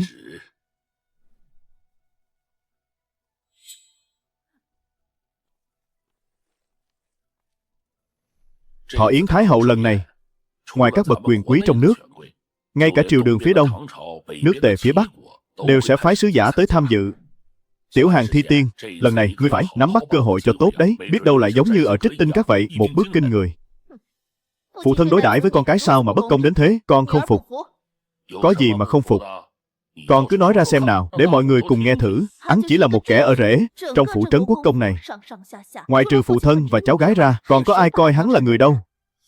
Con thật không hiểu nổi. Loại hạng người hạ lưu như vậy, phụ thân, tại sao phải tốn bao công sức nâng hắn lên tận mây xanh? Thế nào gọi là nâng lên tận mây xanh? Đây là ý chỉ của Thái hậu. Chẳng lẽ con cho rằng là phụ thân đây phải hạ mình khẩn cầu mới xin được từ tay Thái hậu sao? Phụ thân, chúng con mắt sáng như gương, nhìn thấy rõ mồn một. Còn gọi là tiểu hàng Thi Tiên, con khinh. Chỉ là một kẻ chăn ngựa nuôi heo tầm thường. Hắn mà biết làm thơ, ai mà tin được? Phải rồi, chính là như thế đấy. Nhìn xem con là bậc bề trên mà xem. Ta chính là thiên vị hàng dịch đó. Ngươi vừa lòng chưa? Con, câm miệng. Chuyện này cứ quyết định như vậy đi. Nói xong rồi chứ? Vậy con xin cáo lui. Ta muốn hàng dịch phải chết.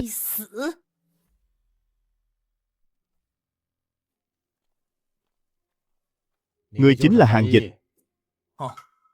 Quả nhiên là kẻ thôn phu nơi đồng quê, chẳng ra thể thống gì cả. Ta là binh bộ thị lang, kiêm phó tướng Chinh Bắc quân Trình Chữ Tất, phụng mệnh đại tướng quân, đặc biệt đến đây cùng ngươi đồng hành tới quân doanh. Được, ngươi cứ ngồi đó đi. Ta dùng xong bữa sáng rồi đi ngay. Còn ăn nữa. Ngươi đánh rơi bánh bao của ta làm gì? Sắp đến giờ điểm danh rồi. Đi thôi. Thật đáng tiếc.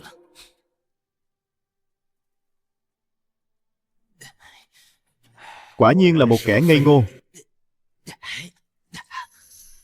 Hàng cô gia, ngươi không biết cưỡi ngựa sao? Trước nay chưa từng cưỡi. Thật là mới mẻ quá nhỉ.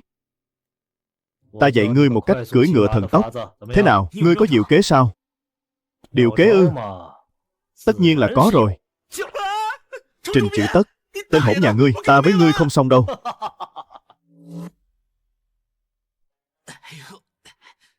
Trình Chữ Tất, ta đắc tội gì với ngươi mà phải dùng chiêu trò hiểm độc thế này? Nếu không phải ta mình đồng gia sắt thì đã ngã tan xương nát thịt rồi. Hàng cô gia đây chẳng phải vẫn bình an vô sự sao? Hơn nữa, ảo hán trong quân doanh, ai mà chẳng phải tôi luyện từ những cú ngã. Chút chuyện nhỏ này mà đã không chịu nổi rồi. Ta thấy ngươi, tốt nhất nên sớm hồi phủ đi thôi. Đừng ở quân doanh làm trò cười cho thiên hạ.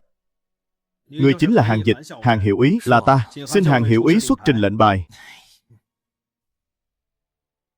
Hàng hiệu úy, ai ngàn binh sĩ trong quân doanh hiện tại đều là thuộc hạ của ngài. Xin Hàng hiệu úy hãy huấn luyện họ cho tốt. 2 tháng sau, bệ hạ sẽ đích thân tới duyệt binh. Nếu không đạt yêu cầu, bệ hạ sẽ trách phạt.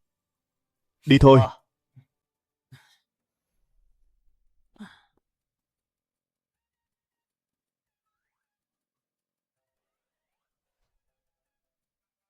Chúng ta không đi nhầm đường chứ? Đây là Tây Uyển quân doanh. Nhiều tử đệ thế gia đang rèn luyện tại đây. Có thể coi là đội ngũ tinh nhuệ rồi. Tinh nhuệ ư? Tử đệ thế gia chỉ là đám tôm tép nhãi nhép này thôi sao? Sao nào? Hàng cô gia cho rằng họ không chịu nổi một đòn. Ta nói cho ngươi hay, bất kỳ ai lôi ra từ đây đều là hậu duệ của những bậc công thần, từng lập đại công cho triều đình, là con cháu nhà công huân. Ngươi, một kẻ ở rễ không gốc rễ, có thể thống lĩnh họ, đã là ân huệ tột cùng rồi. Đừng có không biết tốt xấu. Xem ra là bị người ta gài bẫy rồi. Hàng cô gia đã đưa ngài tới quân doanh rồi. để tránh việc vượt quyền can thiệp ảnh hưởng ngài luyện binh. Mạc tướng, xin cáo từ.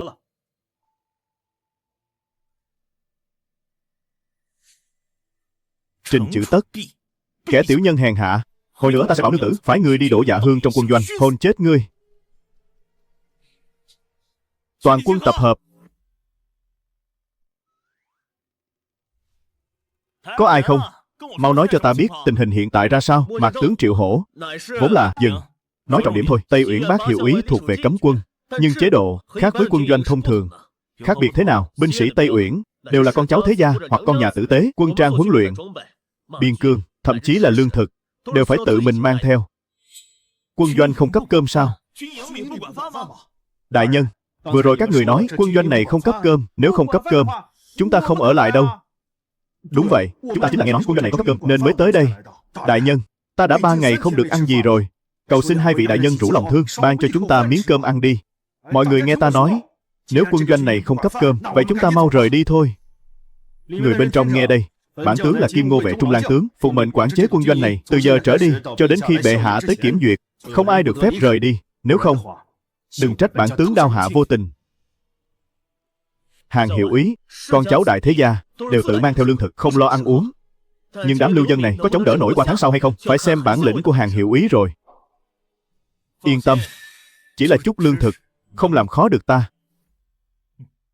Kẻ phía trước kia, cút ngay, đều mù cả rồi sao? Không thấy đây là công tử của Trấn Quốc công phủ sao? Niên Mạn Mạn, hôm nay dù có phải dùng vũ lực, cũng phải khiến nàng trở thành vật chơi trong tay ta. Công tử tới rồi. Trong tiệm có ai không? Vị quân gia này, xin hỏi, nghé tệ xá có việc chi? Cô, là trưởng quầy ở đây sao?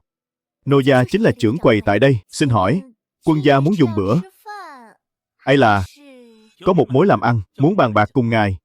Quân gia mời ngồi.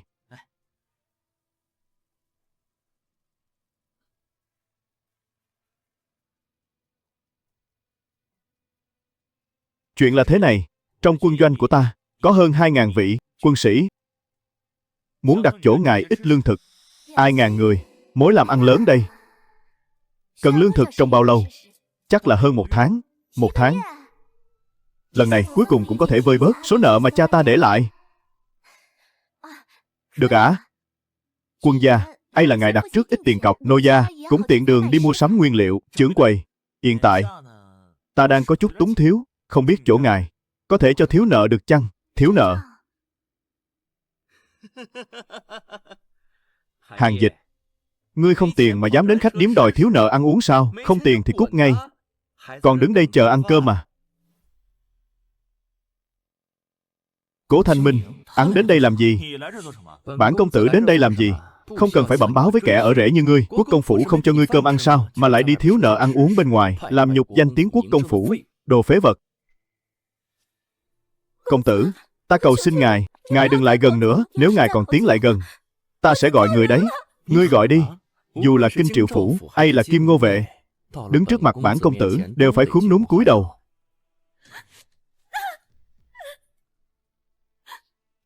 Công tử, cầu xin ngài đừng làm thế. Bản công tử chính là đích tử của quốc công phủ. Muốn ngươi sống thì ngươi sống, muốn ngươi chết ngươi phải chết. Nếu biết điều thì hãy hầu hạ bản đại nhân cho tốt, bằng không ta sẽ khiến ngươi sống không bằng chết. Lại đây, vừa nãy đánh ngươi là má trái phải không? Đưa má phải ra đây, ta tát thêm một cái nữa, như vậy mới cân xứng.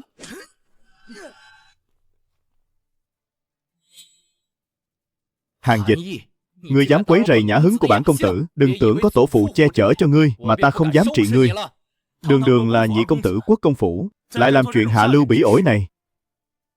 Chỉ là đứa con gái thương nhân hèn mọn, bản công tử muốn làm gì, không đến lượt ngươi xen vào.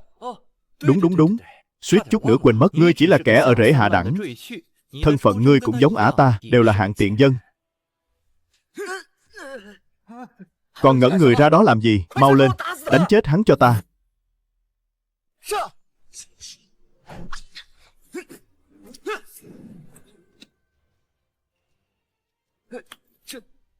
Cố Thanh Minh, ta nói cho ngươi biết, ta không quan tâm ngươi là thân phận gì, cũng không quan tâm sau lưng ngươi là ai. Trưởng quầy này là bằng hữu của ta, ngươi đánh bằng hữu ta, chính là đánh ta. Lăng nhục bằng hữu ta, chính là lăng nhục ta.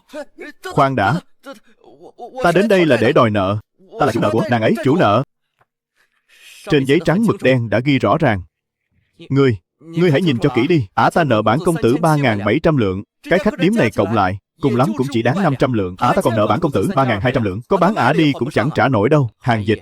Kẻ xuất thân hèn kém như ngươi, sao có thể hiểu được? Một nô tỳ 15 tuổi đến 20 tuổi, chỉ đáng giá 20 lượng bạc. Ngươi nghĩ đáng giá bao nhiêu bạc? Nợ bản công tử nhiều bạc như vậy, bản công tử tát một cái, thì đã làm sao? Hóa ra 20 lượng, thật sự có thể mua được một mạng người. Thế đạo này, ngươi muốn thứ này sao?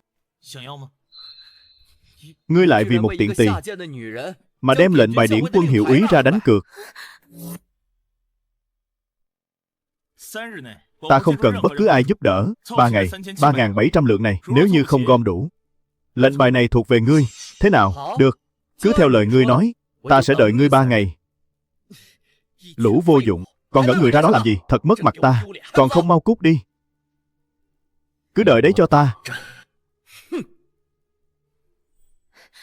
Quân gia, sao ngài có thể đem vật quý giá nhường này ra làm vật đặt cược? Nô tỳ chỉ là kẻ hèn mọn mà thôi. Trưởng quầy, nếu như giúp cô trả hết nợ, liệu có thể cho ta thiếu 2 tháng cơm nước không? Chỉ cần quân gia ngài lên tiếng, đừng nói là 2 tháng, dẫu có lâu hơn nữa, nô gia nhất định cũng sẽ làm được. Chỉ là 3.700 lượng này, trong vòng 3 ngày làm sao gom cho đủ đây? Lát nữa ngươi ra ngoài, hãy nói với hàng xóm láng giềng, ngày mai Đồng Thuận khách điếm sẽ tổ chức đại tiệc thù lao. Đại tiệc thù lao. Nói với họ rằng, trưa mai, ngươi sẽ ra mắt 10 món ăn hoàn toàn mới. Hơn nữa 10 món này, ở các tử lâu khác, thậm chí là trong hoàng cung cũng chưa từng xuất hiện. Nếu họ không tin, thì bảo họ trăm nghe không bằng một thấy. Trưa mai cứ đến xem là rõ. Món gì mà đến hoàng cung cũng không có. Phải rồi, trưởng quầy, gần khách điếm của cô, có lò rèn nào không? Có ạ. Vậy cô chỉ đường cho ta đi đúc một vài loại dụng cụ bếp đặc biệt.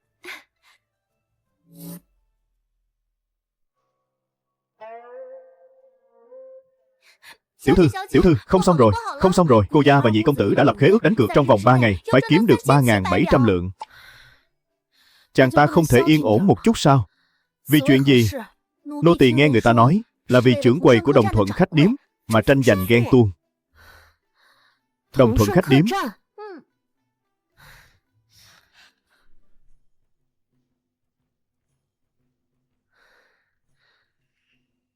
Phu quân, chàng đang làm gì vậy? Nương tử, nàng đến rồi. Cho nàng xem này, thứ ta mới nghiên cứu ra. Thảo xào thức ăn. Thảo xào thức ăn. Hàng công tử, thịt. Một miếng thịt ba chỉ thượng hạng đây. Đây chẳng phải là thịt bình thường sao? Chỗ nào mà có hoa chứ? Quê ta đều gọi như vậy đấy. Đúng lúc hôm nay nàng đến, ta sẽ trổ tài cho hai người xem.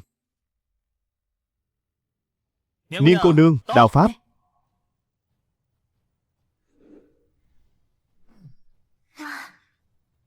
Đao pháp thật nhanh nhẹn. Chẳng lẽ hắn cũng từng luyện qua đao pháp sao? Niên cô nương, phiền cô tới hậu trù lấy giúp ta chút ớt. Vâng.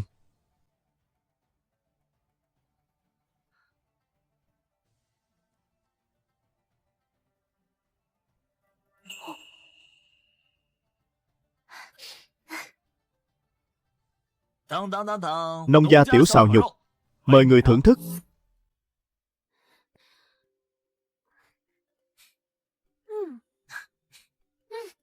Niên cô nương, món này chỉ là cách nấu nướng cơ bản mà thôi. Thế còn 10 thực đơn đã nói hôm qua, ta đã soạn sẵn thực đơn cho cô rồi.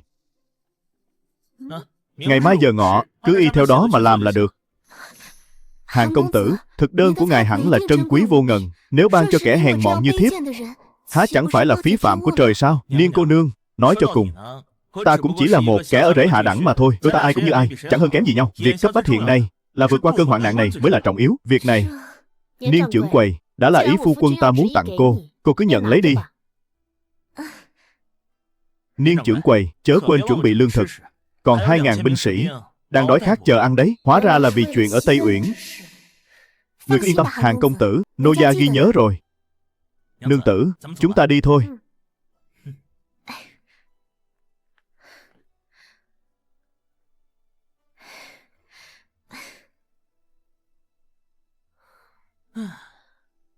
Mười bản thực đơn kia, Chàng cứ thế dễ dàng tặng người ta sao? Vì lẽ gì vậy? Chàng cười gì thế? Nương tử, dáng vẻ ghen tuông của nàng thật đáng yêu. Ta nào có ghen tuông gì chứ? Mẫu thân đại nhân, người tới rồi. Thằng ranh con này lại đi đâu chơi bời lêu lỏng rồi. Nhìn xem, đã bao nhiêu tuổi đầu rồi mà đến giờ vẫn chẳng làm nên trò trống gì. Con bảo ta phải nói sao với con đây? Mẫu thân đại nhân, người nghe con nói đã. Con đã lừa được một tên ở rể vào chồng rồi. Lời này của con có ý gì? Mẫu thân, con nói cho người hay. Được. Con trai ta quả thực đã làm được một việc lớn rồi. Mẫu thân, tên hàng dịch kia quả thực là thứ dân quê mùa, ngốc như một con lợn vậy. Phải rồi, cái Đồng Thuận khách sạn này sao lại nợ con nhiều bạc thế? Chẳng lẽ con đã làm chuyện gì mờ ám? Mẫu thân đại nhân, cái sòng bạc này, lão trưởng quầy vốn là kẻ nghiện cờ bạc. Đánh thua thì phải chịu, chẳng liên can gì tới con cả. Không ngờ rằng vỏn vẹn vài ngàn lượng bạc lại có thể đoạt được lệnh bài của điển quân hiệu úy. Thế này thì đỡ tốn không ít tâm tư rồi. Tiểu điệp, có nô tỳ, đại tiểu thư đâu rồi? Đại tiểu thư cùng tên ở rể kia vừa mới từ bên ngoài trở về. Tên ở rể kia đã đi ra hậu viện, chẳng biết đang loay hoay làm gì, vẻ mặt vô cùng thần bí. Tên phế vật ở rể đó thì làm được trò trống gì chứ? Cái tên hàng dịch này ắt phải khiến hắn sống không bằng chết.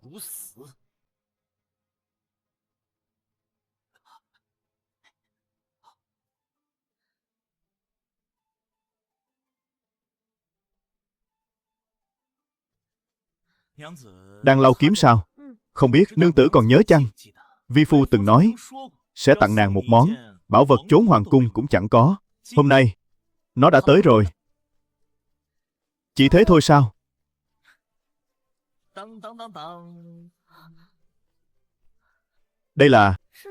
Đây chính là bát lưu ly linh lung, là lễ vật ta tặng nương tử buổi đầu gặp gỡ.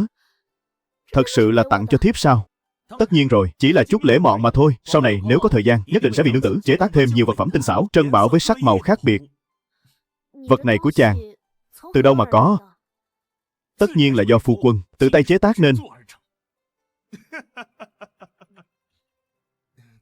Sao thế, nương tử không tin ư? Thiếp không phải không tin, chỉ là cảm thấy quá đổi khó tin. Không ngờ chàng lại có thể làm ra thứ vật phẩm trong suốt tựa pha lê này. Nương tử, nàng hãy tạm cất giữ vật này đi, ta sẽ cho nàng xem một thứ khác.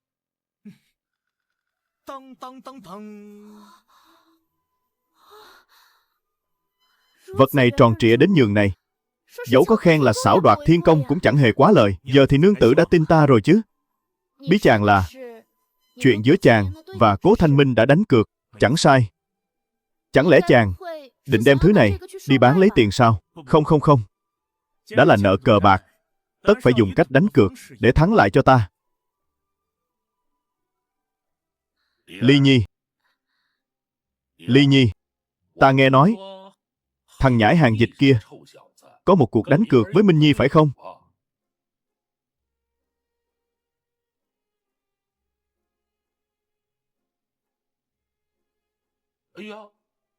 Thứ lưu ly trong suốt tinh khiết nhường này là từ đâu mà có vậy? Lưu ly này là do phu quân tự tay chế tác, nói là để làm quà tặng cho cháu. Hàng dịch à, đây thực sự là do con nung sao? Tất nhiên là con rồi.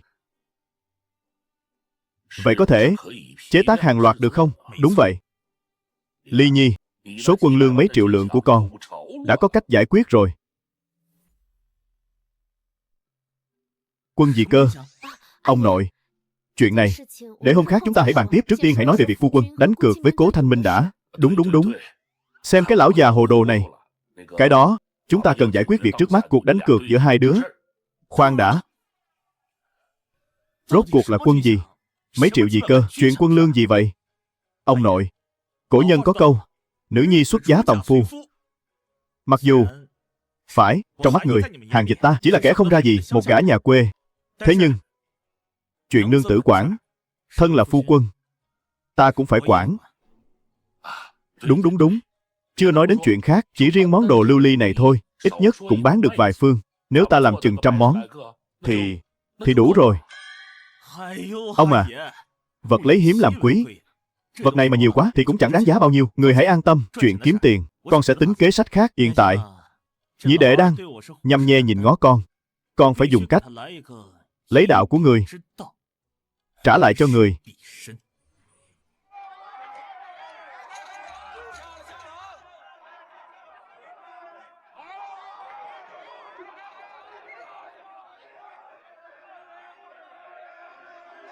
Tiểu, đại, chư vị, đặt tiền xong không được đổi. Đặt đại không sai đâu, đặt tiểu.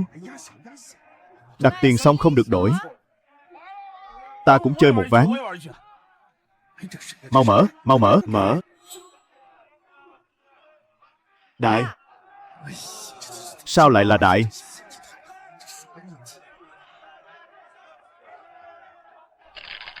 Nào nào nào, đặt cược đi. Đặt tiền xong không được đổi. Đặt tiểu đi. Ta đặt tiểu, ta cũng đặt tiểu. Đặt đại. Đại. Lại không trúng rồi. Vận khí gì thế này? Đặt tiền xong không được đổi. Lần này ta vẫn đặt đại. Ta cũng đặt đại. Đại, trúng rồi. Ta cũng trúng rồi. Trúng rồi.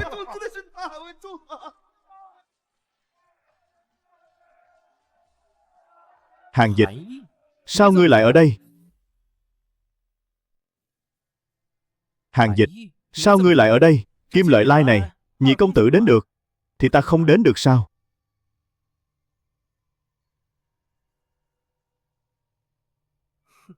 Đặt 3 ván trúng cả 3. Tiểu tử ngươi vận khí không tệ nhỉ? Vận khí của ta gần đây vẫn luôn rất tốt. Sao nào, ngươi muốn dựa vào sòng bạc này để thắng cuộc cá cược kia sao? Dù sao thì chỉ cần ta thắng được 3.700 lượng. Cuộc cá cược giữa ta và ngươi thì ta thắng rồi. Tự tin đến thế sao? Không bằng chúng ta đánh cược một ván. Thế nào? Tên nhãi này đã cắn câu rồi. Cược cái gì? Đơn giản thôi. Mỗi ván 50 lượng. Chỉ hai ta cược với nhau, mỗi người một bát xúc xắc. Thế nào? Ta cược với ngươi. Mời. Bắt đầu ngay thôi.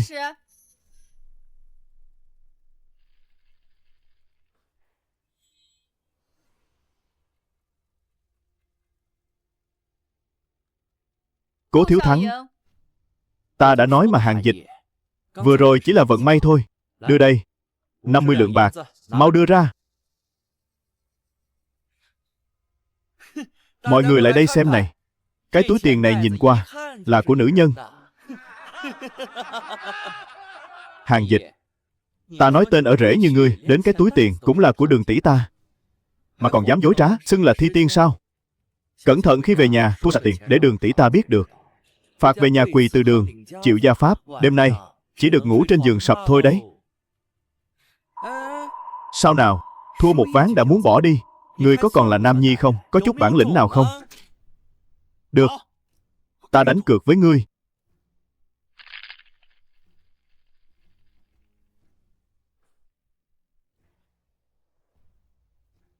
Cố thiếu gia thắng. Cái gì? Tiếp tục.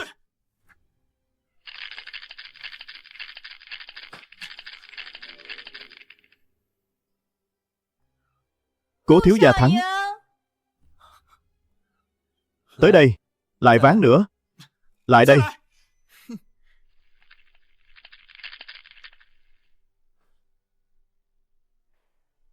Cố thiếu gia thắng. Thế nào? Hết tiền rồi sao? Hết tiền thì bò mà cút ra ngoài đi. Không có tiền còn tới đây chơi.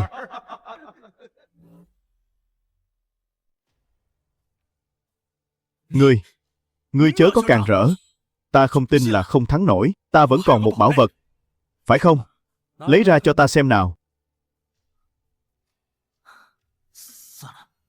Thua thì đã sao? Dẫu sao ta vẫn còn bảo vật này. Cuộc đánh cược giữa ta và ngươi, ta thắng chắc rồi. Hàng Dịch, ta thấy ngươi chẳng khác nào một kẻ phế vật tận cùng. Nếu ngươi thực sự là nam nhi, thì hãy lấy bảo vật ra hồn mà đặt cược đi. Ta thấy hắn không chỉ là phế vật, mà còn là kẻ nhu nhược vô dụng. Được, ta đánh cược với ngươi. Tới đây.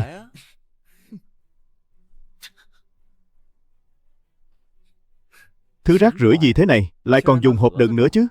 Đồ bỏ đi. Vậy ngươi nhìn cho kỹ đây. Đó là thứ gì vậy? Dám trộm bảo vật của quốc công phủ. Sao gọi là trộm? Đây là do quốc công gia ban cho ta. Người sợ ta ham mê cờ bạc, thua sạch tiền bạc, nên mới đưa cho ta thứ này. Người nói, thứ này dù có đem bán, ít nhất cũng đáng vạn lượng. Ngay cả ta còn chưa từng có bảo vật như thế này. Lão già kia thật quá đổi thiên vị. Có dám đánh với ta thêm ván nữa không? Chỉ một ván thôi. Một ván định thắng thua. 1.000 lượng. Ngươi có nhiều tiền đến thế sao?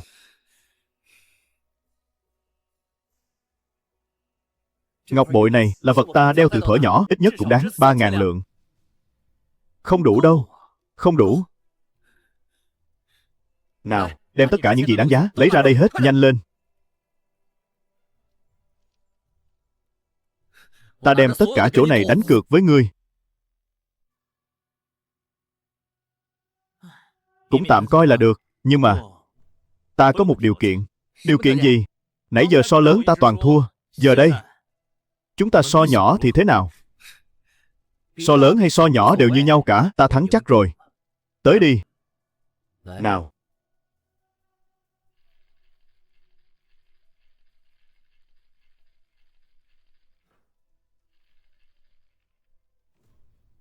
Ba con một. Hàng Dịch, ngươi thua chắc rồi. Dám đánh ta. Nhị công tử chớ vội. Ta còn chưa mở mà. Mắt ngươi mù rồi sao? Ba con xúc xắc này đều là... Chẳng lẽ ngươi còn nhỏ hơn ta? Xúc xắc đâu rồi? Điều này không thể nào. Lần này coi như ta thắng rồi chứ. Ta không phục. Ngươi muốn giở trò lừa bịp. Bản công tử không phục.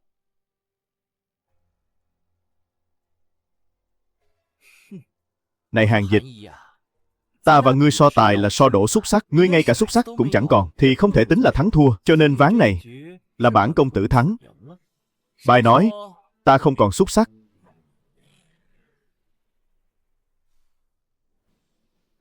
Nửa con xúc xắc cũng là xúc xắc. Thật ngại quá. Những thứ này ta đều lấy cả rồi. Như vậy, lương thực cho lưu dân trong quân doanh cuối cùng cũng có nơi để cậy nhờ. Đồ vô dụng nhà ngươi. Tên cẩu tạp chủng hạ đẳng đó, hắn dùng thủ đoạn hèn hạ lừa sạch tiền bạc của ta rồi. Một ván bài hay mà ngươi đánh cho nát bét. Thôi được rồi, sự đã rồi. Có trách mắng hắn cũng chẳng ích gì. Lệnh bài mất đi, chỉ là chuyện nhỏ. 1 tháng nữa bệ hạ sẽ đích thân kiểm duyệt thân quân. Đến lúc đó Hàng Dịch ắt phải chết không nghi ngờ. Cứ để tên rễ hiền đó nhảy nhót thêm vài ngày nữa đi. Hàng hiệu úy lại đến huấn luyện đám thân quân đó rồi. Theo ý ta, chi bằng cứ để lão tướng quân huấn luyện thì hơn. Nếu không đến ngày kiểm duyệt, bệ hạ trách tội xuống, ngươi sẽ gặp đại họa đấy. Vội cái gì chứ? Dẫu sao vẫn còn 1 tháng nữa mà.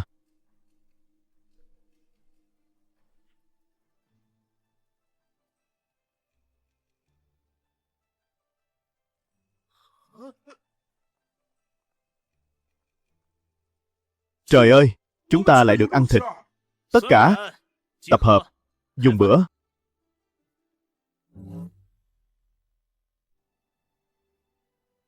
Hàng hiệu úy, trước đây ta có nhiều điều đắc tội.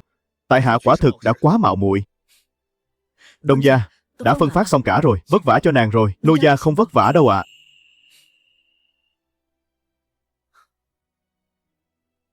Ăn ngon quá đi mất.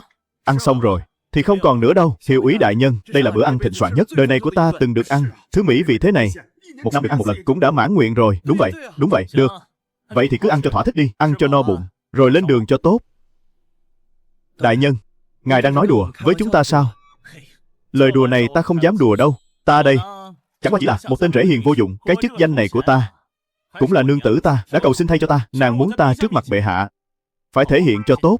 Thế nhưng sự đã đến nước này, sau này mọi người Cứ lấy rễ cây, vỏ cỏ mà ăn để lót dạ đi. Dẫu sao tháng sau cũng phải chém đầu cả rồi. Ăn gì cũng như nhau thôi. Được rồi, ta cũng đói cả nửa ngày rồi. Đi dùng bữa đây. Đại nhân, đại nhân, ngài nhất định phải cứu chúng ta. Chúng ta còn chưa được nếm hột le. Ta thực sự không thể cứu nổi các ngươi. Xem các ngươi mỗi ngày kìa. Kỷ cương chẳng tuân, luyện tập chẳng màng. Thật là vô phương. Chúng ta sẽ luyện tập, chúng ta sẽ tuân lệnh. Phải đó, thưa đại nhân, từ nay về sau, chúng ta nhất nhất nghe theo ngài. Ngài bảo chúng ta hướng đông, chúng ta tuyệt đối không dám hướng tây. Ngài bảo chúng ta luyện tập, chúng ta sẽ chuyên tâm luyện tập, chúng ta tuyệt đối không dám lười biếng nữa. Vậy nếu các ngươi còn dám giở trò cũ thì sao? Thưa đại nhân, tính mạng của chúng ta hiện giờ đều nằm trong tay ngài nắm giữ. Chúng ta sao dám đem mạng nhỏ ra đùa cợt chứ? Vậy thì hãy thử lại lần nữa xem sao. Một khắc nữa, bắt đầu luyện tập. Toàn quân tập hợp. Nghe lệnh ta. Quay trái. Quay phải. Nhìn bên phải. Thẳng hàng. Đứng nghiêm. Nghỉ. Đứng quân tư thế nửa canh giờ.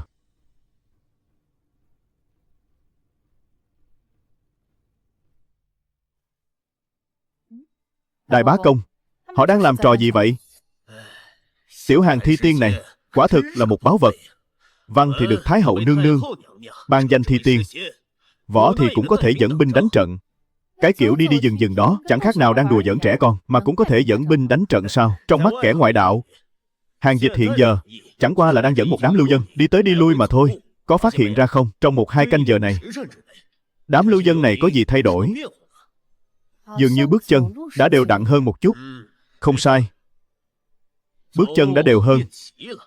Thậm chí cả nhịp thở cũng trở nên quy củ hơn rồi. Đại bá công, sự thay đổi này vô cùng quan trọng trong hành quân đánh trận. Nhất là khi dàn trận, quan trọng nhất chính là khí thế. Chỉ cần phương trận không loạn, khí thế không suy, thì kẻ địch mạnh đến đâu cũng có thể chống đỡ. Hàng Dịch này đúng là bậc đại tài.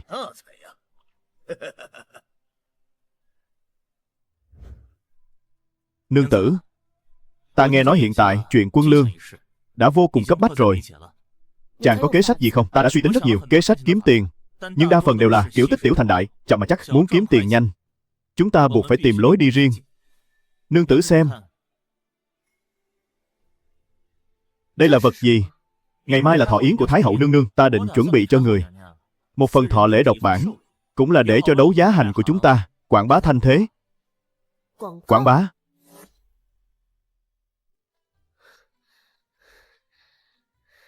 Đều tại chàng, cứ lề mà lề mề. Hiện giờ chỉ còn 2 người chúng ta là chưa tới. Thái hậu là bậc tôn quý nhường nào, thọ lễ dâng lên người, sao có thể chậm trễ được chứ? Cái cách mà chàng nói hôm qua, Thái hậu nương nương liệu có tán thành không? Từ tối qua đến giờ, ta vẫn luôn nghiên cứu thứ này. Chỉ riêng khuôn đúc thôi mà đã hỏng mất hơn 10 cái rồi, vất vả lắm đấy. Vậy ý của chàng là lễ vật ra mắt tặng ta chẳng phải là thứ tùy tiện làm cho có lệ sao? Ấy, không phải, lễ vật ta tặng nàng, đó chính là chiếc bát lưu ly, đầu tiên trong thiên hạ đấy, quý ở tấm lòng mà thôi. Ta không chấp nhặt với chàng, mau vào trong đi thôi. Nếu không, lại để kẻ khác thừa cơ gây chuyện. Liễu tiên sinh tới rồi.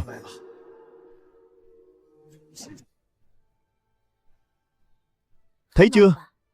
Bất luận là vương công quý tộc hay hàng môn sĩ tử đều mong mỏi được trở thành đệ tử của Liễu tiên sinh. Chỉ là kẻ hiếu danh, hư vinh mà thôi. Chớ có nói bậy. Đêm nay không được gây họa, có nghe thấy không? Có biết chưa? Đã rõ. Kia chẳng phải là Tiểu Hàng Thi Tiên sao? Cây muốn lặng mà gió chẳng ngừng. Nương tử, nhưng có kẻ thực sự không muốn để chúng ta được yên. Bích nói, nghe nhiều, chỉ cần ứng đối vài câu là được. Mọi người đều ở đây cả rồi. Chào các vị. Tiểu Hàng Thi Tiên, hôm nay là ngày thánh đản của Hoàng hậu nương nương. Ngài nhất định phải thay mặt đám sĩ tử chúng ta đến tặng Hoàng hậu nương nương một bài thơ mới được. Tiểu Hàng Thi Tiên tuy tài hoa xuất chúng, nhưng so với Liễu tiên sinh vẫn còn non nớt lắm. Việc làm thơ e rằng chưa tới lượt hắn đâu. Tài hoa của Tiểu Hàng Thi Tiên, chúng nhân ai nấy đều rõ. Thơ từ ngài làm ra ắt hẳn không thua kém Liễu đại gia.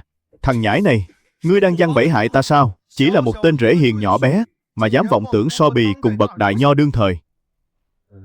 Hàng đại nhân, xem tên thứ tử này của ngươi, quả là biết giữ cương thường đấy. Ngươi là phụ thân đi ở phía trước, mà hắn là phận làm con, lại chẳng hề lên tiếng chào hỏi. Rõ ràng là hoàn toàn không đặt ngươi vào trong mắt. Thưa thầy, xin thứ tội. Tên thứ tử này từ nhỏ đã lớn lên nơi thôn dã, chưa từng đọc qua sách vở, cũng chẳng hiểu lễ nghĩa cương thường.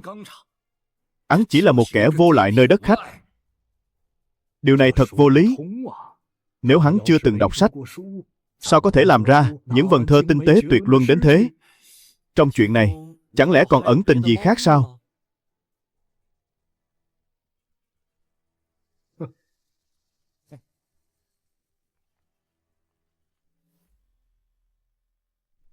Ung vương gia giá đáo.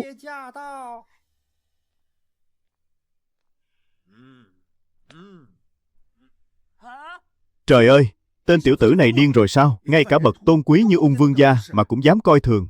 Hắn không biết chữ tử viết thế nào sao? Ung vương gia, đã lâu không gặp, hôm nay gia gia vẫn còn nhắc đến ngài đấy. Ly nha đầu, nhìn bộ dạng che chở phu quân của ngươi kìa, xem ra rất để tâm đến vị tiểu phu quân này của ngươi nhỉ? Ung vương gia, ngài nói đùa rồi, phu quân của con, đây là lần đầu nhập cung, cũng là lần đầu diện kiến đại cảnh thế này. Nếu có chỗ nào đắc tội với ngài, kính xin ngài lượng thứ. Nương tử, nàng nói vị đại gia này là ung vương gia ư? Dám cả gan chọc giận ung vương gia. Nguy rồi, thằng nhãi này chết chắc rồi. Tiểu tử, chúng ta lại gặp nhau rồi. Thằng nhãi ranh, đừng hòng giở trò đó với lão phu. Ta vẫn thích cái vẻ ngông cuồng bất trị đó của ngươi hơn. Chẳng qua lúc đó ta đâu biết thân phận của ngài. Được rồi, cũng đã mấy ngày rồi. Lão phu chưa được nếm món gà ăn mày ngươi làm. Vài ngày tới, hãy tới phủ lão phu, làm vài con cho tử tế. Ta sẽ mời Thái hậu nương nương và bệ hạ cùng tới thưởng thức. Vạn không được à? Thân phận của Thái hậu nương nương và bệ hạ cao quý nhường nào? Sao có thể? Thằng nhãi ranh, cho ngươi cơ hội thì phải biết nắm lấy, nghe rõ chưa? Thái hậu giá đáo, hoàng thượng giá đáo, hoàng công giá đáo.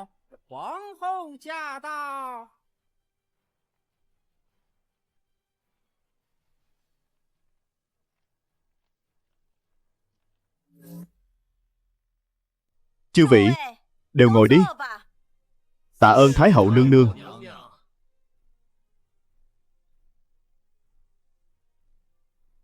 Hoàng thượng, hôm nay là sinh thần của Ai gia.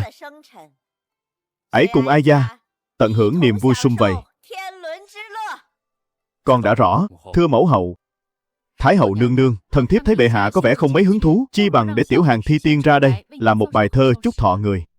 Được. Tiểu hàng thi tiên đâu? Mau hành lễ, phải hết sức cẩn thận đấy. Thảo dân có mặt, Hàng Dịch. Ngươi với nhà mẹ đẻ của ta cũng coi như có chút duyên nợ, huống hồ ngươi còn là điển quân hiệu úy, sao lại tự xưng là Thảo dân? Bẩm hoàng hậu nương nương, Thảo dân chỉ là một kẻ nhà quê từ Dương Châu tới, chưa từng được mở mang tầm mắt, kính xin hoàng hậu nương nương lượng thứ. Đứa trẻ này cũng thật thà đấy chứ. Chẳng bù cho đứa cháu ngoại của ta, ngày thường chỉ biết chọi gà đá chó, tới hội thi thơ còn bỏ tiền mua thơ từ để tô vẽ cho mình, thật khiến người ta chê cười. Lời này là có ẩn ý đây. Phu quân, bất luận sau đó hoàng hậu nói gì, chàng cũng đừng đáp lời. Ta cũng muốn vậy lắm, nhưng mấu chốt là tình thế hiện tại, nó không cho phép. Tiểu hàng thi tiên đã được Thái hậu phong là thi tiên. Vậy thì bây giờ, ngươi hãy tức cảnh sinh tình, làm một bài thơ chúc thọ Thái hậu đi. Tiểu hàng thi tiên này, chẳng lẽ ngay cả một bài thơ chúc tụng cũng không làm nổi sao? Hay là mười mấy bài thơ trước kia tại Trích Tinh lâu đều không phải do ngươi làm, mà là mượn tay người khác. Mó nó, hóa ra là đợi sẵn ở đây để gài bẫy lão tử. Nghịch tử, còn không mau quỳ xuống, thú nhận sự thật với Thái hậu nương nương và bệ hạ. Biết đâu, nể tình ngươi còn trẻ, không hiểu sự đời, mà tha cho cái mạng chó của ngươi. Hàng thượng thư, ngài nói ta là chó, ta là chó con. Vậy còn ngài là chó già sao? Nghịch tử nhà ngươi, không có tài thì thôi, lại dám ngỗ ngược với chính phụ thân mình như vậy. Ta chỉ đáp lại ngài một lời, ta chính là kẻ nghịch tử đó, cũng phải thôi. Suy cho cùng, ta chỉ là một kẻ từ Dương Châu tới, vốn là phường quê mùa. Ngươi, Hàng Dịch, ngươi bất quá chỉ là kẻ trốn thôn giả Dương Châu, một tên mã phu thấp kém chuyên nuôi ngựa. Dựa vào ngươi, làm sao có thể làm ra tuyệt tác như vậy? Mau khai thật đi. Bài thơ này là do ai làm ra? Nếu như giờ đây nói lời chân thật, lão phu có thể tấu trình lên bệ hạ cùng Thái hậu nương nương tha cho ngươi khỏi tội chết. Vì lão tiên sinh này, ngài kích động làm chi vậy? Ta nào có đắc tội gì với ngài? Ngươi tuổi còn nhỏ mà không học điều hay, dám đạo thơ của ta lừa gạt Thái hậu nương nương. Ngươi có biết đây là tội chết không? Ta đã nói mà, một tên thứ tử từ chốn quê mùa, sao có thể làm ra tuyệt tác kinh thế đến vậy? Đùm. Một kẻ không học vấn không tài cán, tên thứ tử quê mùa, tên rể hiền thô bỉ không chịu nổi, vậy mà lại có thể làm ra tuyệt tác kinh thế đến vậy. Hóa ra là đi sao chép.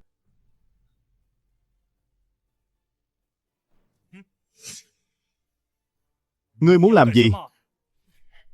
Người đâu? Đem tên nghịch tử này đuổi ra ngoài cho ta. Làm gì vậy? Thái hậu nương nương và bệ hạ đều ở đây. Khi nào tới lượt một lễ bộ thượng thư như ngươi ở đây lớn tiếng quát tháo? Tất cả lui ra cho bản vương.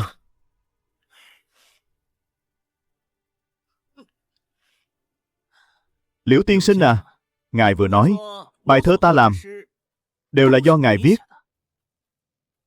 Khi lão phu giảng học tại Dương Châu, từng để thất lạc một tập thơ, không ngờ lại bị ngươi nhặt được.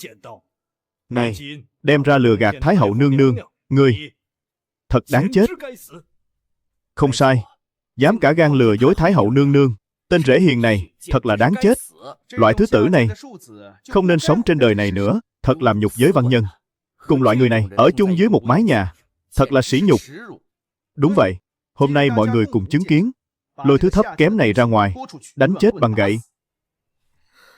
Ly nha đầu, nếu con tin tưởng phu quân của con, thì hãy cứ ngồi yên đó. Nếu vượt qua được cửa ải này, khổ tận cam lai, từ nay danh xưng thi tiên, sẽ vang danh thiên hạ.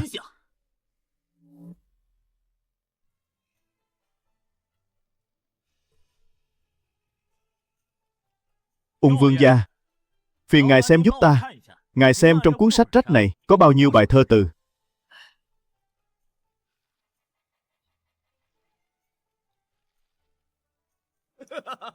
19 bài đồng dao.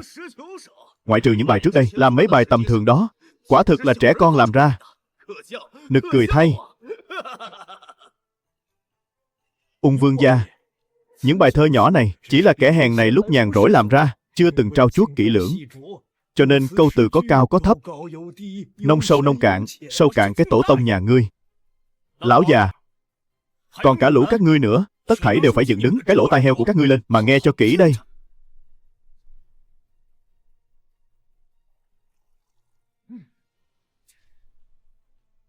Quân bất kiến, hoàng hà chi thủy thiên thượng lai, bôn lưu đáo hải bất phục hồi. Quân bất kiến, cao đường minh kính bi bạch phát, triều như thanh ti, mộ thành tuyết. Nhân sinh đắc ý tu tận hoang, mạc sử kim tôn không đối nguyệt. Thiên sinh ngã tài tất hữu dụng, thiên kim tán tận, hoàng phục lai. Bài thứ nhất.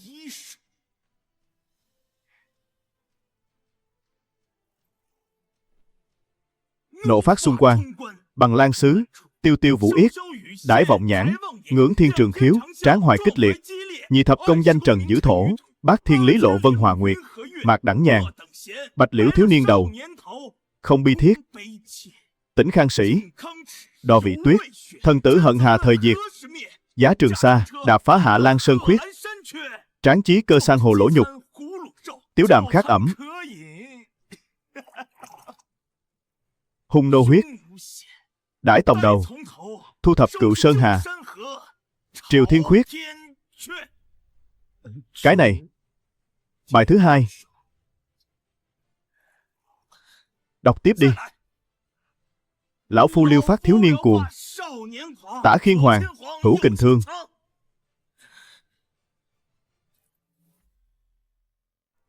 Bao nhiêu rồi? Đã bao nhiêu bài rồi? Hơn 30 bài rồi. Lão già, ta đã làm hơn 30 bài rồi. Còn ngươi thì sao? Đồ rác rưởi nhà ngươi, còn dám chơi thơ ta làm, đều là ngươi làm cả đấy. Lão cẩu, câm miệng lại. Kẻ như ngươi, lừa đời lấy danh, đem tâm huyết của người khác mà nhận là của mình. Chắc không ít lần làm vậy nhỉ? Ngươi nói bậy.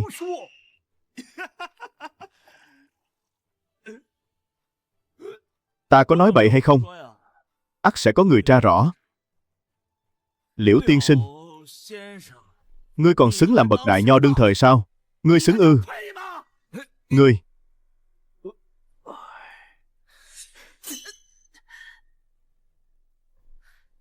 Hạ lễ.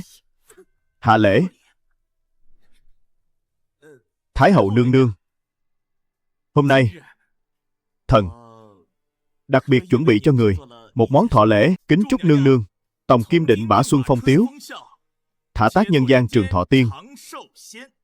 Cái này, đây là vật gì? Chẳng lẽ là băng khối? Tiết trời này, đâu ra băng khối chứ? Hay là lưu ly? Trời đất ơi! Sao lại có thể tinh xảo trong suốt đến nhường này? Thái hậu nương nương, đây là tấm chân tình của tiểu hàng thi tiên đó à? Tiểu hàng thi tiên, mang lên đây cho ai gia xem thử.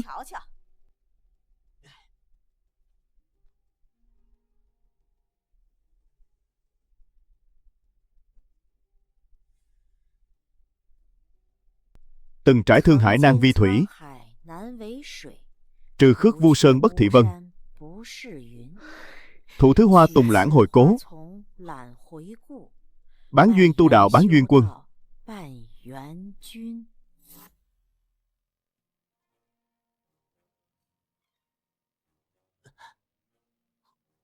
Thái hậu nương nương, nương nương, Thái hậu nương nương, như ý ngọc lưu ly này, chẳng phải rất tuyệt sao? Thật không tệ. Tiểu hàng thi tiên, ngươi dâng tặng ai gia lễ vật trọng hậu nhường này, ngươi muốn ai gia ban thưởng gì đây? Thái hậu nương nương, thần muốn lập một đấu giá trường để kiếm chút bạc lẻ. Đấu giá trường chính là đấu giá trường của thần sẽ đấu giá những vật phẩm kỳ lạ mà thần tự tay chế tác, bao gồm cả những món bảo vật lưu ly như trên tay người. Chư vị, sau này ai có bảo vật gì đều có thể mang đến đấu giá trường của ta để đấu giá. Ta chỉ thu một phần phí môi giới mà thôi. Hàng gia tiểu tử, đấu giá hội của ngươi thật thú vị. Thú vị lắm thay. Lão phu cũng muốn góp một chân. Ngươi thấy sao? Hoan nghênh vương gia. Vậy thần xin cho người 2 phần cổ phần. Lời đã định, không được nuốt lời. Đã là hoàng bá muốn nhập cổ phần, vậy ai gia cũng xin góp một phần vậy. Trời đất ơi! Chuyện gì thế này? Thái hậu nương nương lại đi góp vốn vào đấu giá trường của một kẻ ở rể.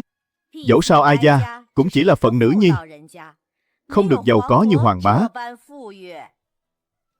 Nếu mẫu hậu không có nhàn tiền, trẫm có thể tương trợ. Trong tư khố của trẫm vẫn còn chút bạc, xin góp 2 phần. Có nhiều đại nhân vật chống lưng thế này, ai còn dám gây khó dễ cho đấu giá trường của ta nữa. Đa tạ Thái hậu nương nương. Bệ hạ và sự ưu ái của ung vương Liễu Tranh Đạo dám đạo nhái tác phẩm của hàng thi tiên, công khai bôi nhọ thi tiên của đại càn ta, thật là đức không xứng với vị. Hành vi đê hèn, không xứng với danh đại nho. Từ giờ khắc này trục xuất khỏi Thịnh Kinh, vĩnh viễn không được bước chân vào kinh thành.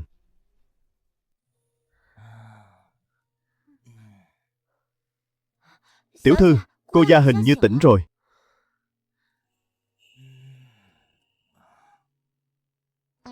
Ta đêm qua lại ngủ trong chăn ấm của nữ chiến thần sao?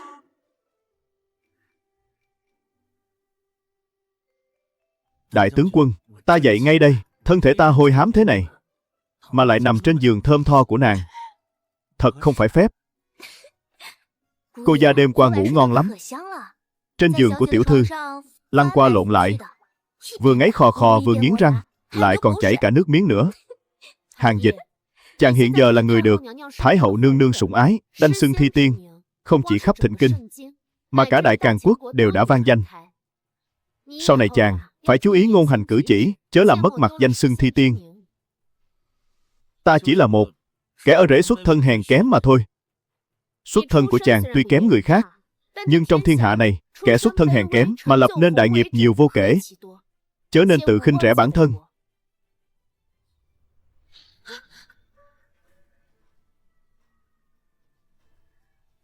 Người đâu? Trói Hàng Dịch lại cho ta. Khoan đã, nhị thúc, đây là khuê phòng của ta. Hàng Dịch là phu quân của ta. Người xông vào khuê phòng của ta, muốn bắt phu quân của ta, chẳng lẽ không định cho ta một lý do sao? Lý Nhi, tổ phụ con đã trúng độc, miệng đang trong cơn nguy kịch. Con có biết kẻ hạ độc này là ai chăng? Chính là Hàng Dịch. Mau bắt hắn vào từ đường, phải băm vằm hắn thành trăm mảnh. Sao? Ngươi còn muốn chạy trốn? Ta chạy đi đâu được chứ? Mau vào diện kiến tổ phụ đi. Đứng lại, kẻ mưu hại tổ phụ như ngươi mà còn dám vác mặt tới đây sao? Ngươi đâu? Bắt lấy hắn cho ta. Ta xem kẻ nào dám, để ta vào trong. Tổ phụ đã trúng độc, cần phải giải độc ngay lập tức, nếu không sẽ không kịp nữa. Phụ thân bị người ta hạ độc, mà kẻ hạ độc ấy đang đứng ngay trước mặt ngươi đó. Ngươi là phận làm con, chẳng lẽ lại trơ mắt nhìn kẻ hạ tiện kia đứng trước mặt ngươi càng rỡ, mà vẫn dửng dưng không chút động lòng sao? Mà nhị, các ngươi buông ra, có chuyện gì ta chịu trách nhiệm.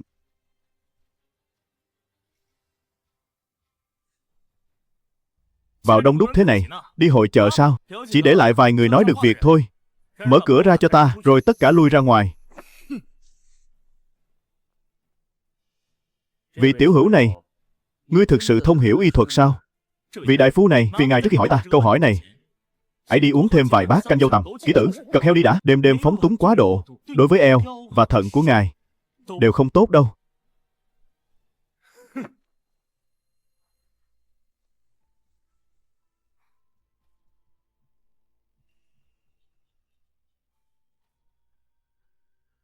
Lang Băm, đưa nhiếp đây ta dùng chút. Đợi đã, ngươi định làm gì? Bà đại, bà nhị, lôi ả ra ngoài cho ta. Ngươi là thứ gì mà dám xua đuổi ta? Ta là đích trưởng nữ của phủ này. Gái đã xuất giá, như bát nước hắt đi. Ta vẫn là đích tôn tế của phủ này đấy. Bà đại, bà nhị, nhớ kỹ cho ta. Kẻ nào còn ồn ào, làm ảnh hưởng ta chữa bệnh cho lão gia, thì chính là kẻ có liên can tới vụ hạ độc này. Đánh chết không tha. Tuân lệnh.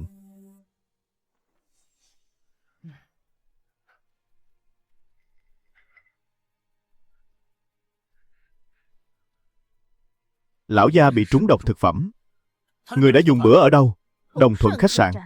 Phụ thân nghe lời đồn đại, nói thức ăn ở Đồng Thuận khách sạn vô cùng mỹ vị, nên mới tới nếm thử.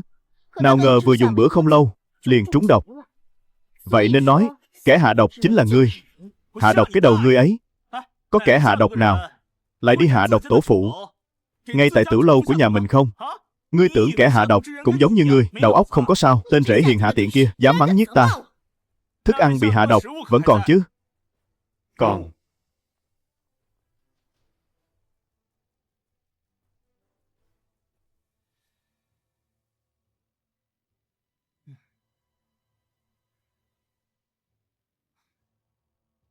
Ngươi hạ độc vào món thịt kho tàu này đúng không?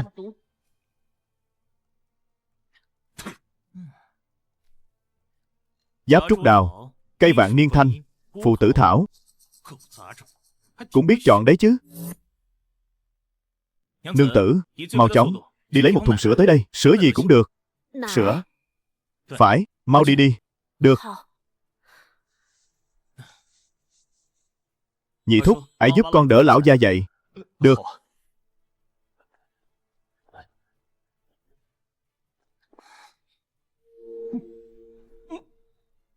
Ngươi đang làm cái trò gì vậy? Phụ thân ta đã ra nông nổi này rồi mà ngươi còn dám làm hại người sao? Câm miệng. Lão gia, người cảm thấy thế nào? Nôn thêm chút nữa đi. Độc tố trong dạ dày sẽ ra hết thôi. Thật là may mắn, thứ này chỉ là loại kiềm sinh học, vốn chỉ tích tụ trong dạ dày, chưa kịp ngấm vào đường ruột hay huyết mạch. Xong, để cho an toàn, vẫn phải giúp người rửa dạ dày. Này tiểu tử, ngươi nói gì cơ? Chỉ còn lại sữa dê thôi. Sữa dê cũng được vậy. Tuy có hơi tanh một chút, nhưng lại rất thích hợp để trung hòa độc tính của kiềm sinh học. Nào, nương tử. Lão gia, người hãy yên tâm. Những nỗi khổ người phải chịu hôm nay, con nhất định sẽ bắt kẻ hạ độc kia phải trả giá gấp 100.000 lần. Không cần nữa, ta không uống nổi nữa rồi. Lão gia, con làm vậy đều là vì tốt cho người. Độc tố nhất định phải được tẩy sạch. Tiếp tục cho uống sữa.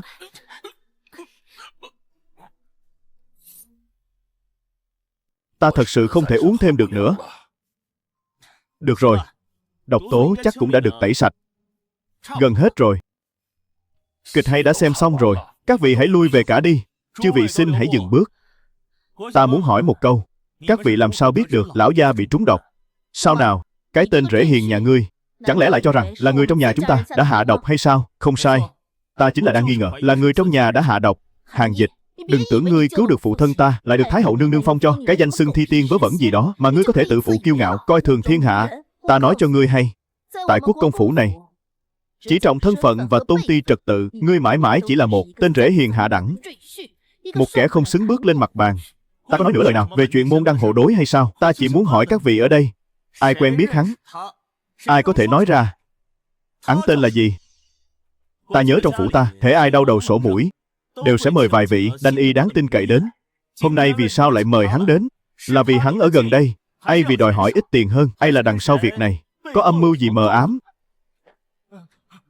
Tiểu Hàng Thi Tiên, tại hạ là Liễu Trường Chí. Liễu đại phu là do ta mời đến. Thường ngày trong phủ ta, ai có chỗ nào không khỏe đều sẽ mời Liễu đại phu đến chữa trị. Hôm nay Liễu đại phu tình cờ đang ở trong phủ, nên đương nhiên sẽ mời ông ấy đến để giải độc cho phụ thân. Chỉ có ngươi là cứ đứng đó ồn ào không dứt, kẻ muốn tranh công lại còn bài xích Liễu đại phu, khiến y thuật cao minh của ông chẳng thể nào thi triển. Liễu đại phu lợi hại đến thế sao? Lần đầu ta mới nghe thấy. Vậy thì vừa hay, ta muốn thỉnh giáo Liễu đại phu. Có từng nghe qua đanh gọi Tích Thủy Quan Âm? Xem ra ngươi chẳng hề hay biết. Vậy thì ta cũng chẳng cần phải giải thích với ngươi làm chi. Chư vị, loài Tích Thủy Quan Âm này vốn là thực vật phương Nam. Tại Đại Càn Quốc ta chỉ có ở vùng Trung Bộ trở lên, cho nên hiện tại chứng cứ đã rành rành. Việc truy tìm kẻ hạ độc lại càng dễ dàng hơn. Hoặc là kẻ đó bôn ba khắp trốn, tiếp xúc với nhiều người. Bằng không, chính là người từ phương Nam tới. Lão gia tử đây trúng độc đột ngột như vậy. Rõ ràng là Tích Thủy Quan Âm này còn tươi, chắc hẳn vừa hái xuống chưa quá nửa ngày. Bà đại, bà nhị lập tức phong tỏa toàn thành, đặc biệt nhắm vào thương nhân qua lại, tiêu cục cùng khách lữ hành từ phương Nam, tiến hành lục soát nghiêm ngặt, xem trong tay kẻ nào có loại Tích Thủy Quan Âm này. Phu quân, Tích Thủy Quan Âm này hình dáng ra sao? Được rồi, việc này để ta xử lý. Ấy dừng ở đây thôi. Lão gia tử, ngài. Cháu rể hiền, món thịt kho tàu kia thật ngon, đến tận giờ ta vẫn chưa thỏa cơn thèm. Lát nữa lại ghé tửu lầu đó, cho ta thêm một phần nữa. Ngài vừa mới xúc vị xong, hay là bớt uống rượu lại thì hơn. Thật là thơm ngon. Ngươi đã nghe tin gì chưa? Trấn Quốc Công bị trúng độc rồi. Cái gì? Kẻ nào mà to gan hạ độc, thật là lá gan bằng trời. Nghe đâu Trấn Quốc Công vì tham luyến món thịt kho tàu ở Đồng Thuận khách sạn, mà dù trúng độc rồi vẫn muốn nếm thêm miếng thứ hai. Thịt kho tàu chưa từng nghe qua bao giờ. Hay là ta cùng đi nếm thử? Thật sao? Cùng đi, cùng đi. Cháu rể à, chiêu này của ngươi gọi là xử lý khủng hoảng. Đúng, xử lý khủng hoảng. Chiêu này thật tuyệt diệu. Lão phu ăn uống mà trúng độc, chẳng những không làm ảnh hưởng tới việc làm ăn của tửu lầu ngươi, mà còn thu hút bao nhiêu người đến.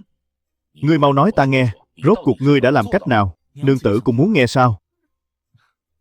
Lão gia tử, nương tử, kỳ thực con người mà, chẳng ai thoát khỏi lòng hiếu kỳ. Nếu là bách tính tầm thường mà bị trúng độc, họ tất sẽ chẳng màng tới. Điều họ thích bàn tán hơn chính là chuyện tài tử gia nhân, ai bậc quyền quý tước vị. Cho nên, địa vị càng cao, lời đồn càng lan xa. Đây chính là hiệu ứng danh nhân đó. Vả lại, dân dĩ thực vi thiên mà. Món thịt kho tàu này mà Quốc công gia dù trúng độc vẫn muốn ăn thêm một miếng, ắt hẳn bọn họ cũng muốn nếm thử. Lão già họ Cố kia vẫn chưa chết sao? Nói năng kiểu gì thế? Lão tử đây vẫn còn khỏe mạnh chán. Mau ngồi đi. Rót rượu cho ung vương. Thằng nhãi ranh này, mau mang cho ta ai đĩa thịt kho tàu đây, để bản vương cũng nếm thử, xem mùi vị thế nào. Vương gia đợi một chút, thịt kho tàu có ngay đây.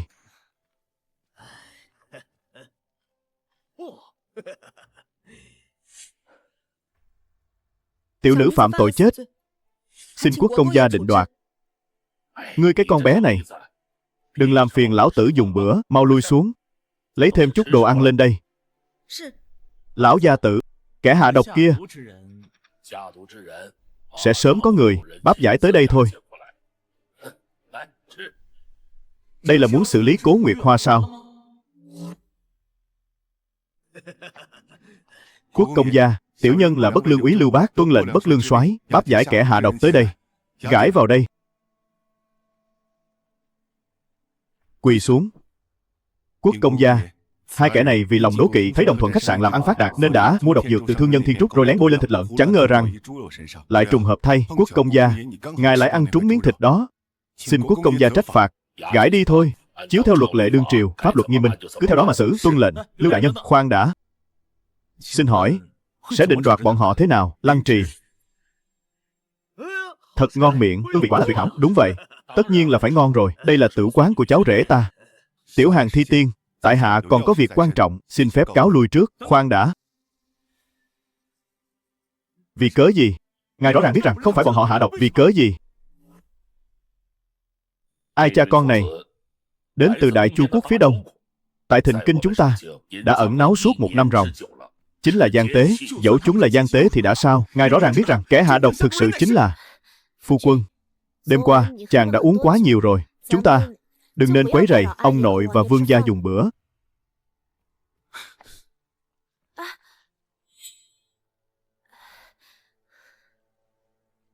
Nếm thử một miếng đi. Lão Cố à, việc này của ông xử lý không thỏa đáng rồi. Có gì mà không thỏa đáng? Điều ta coi trọng nhất ở Hàn Dịch là gì? Chẳng phải ông đã nhìn trúng tài hoa của hắn sao? Tài hoa?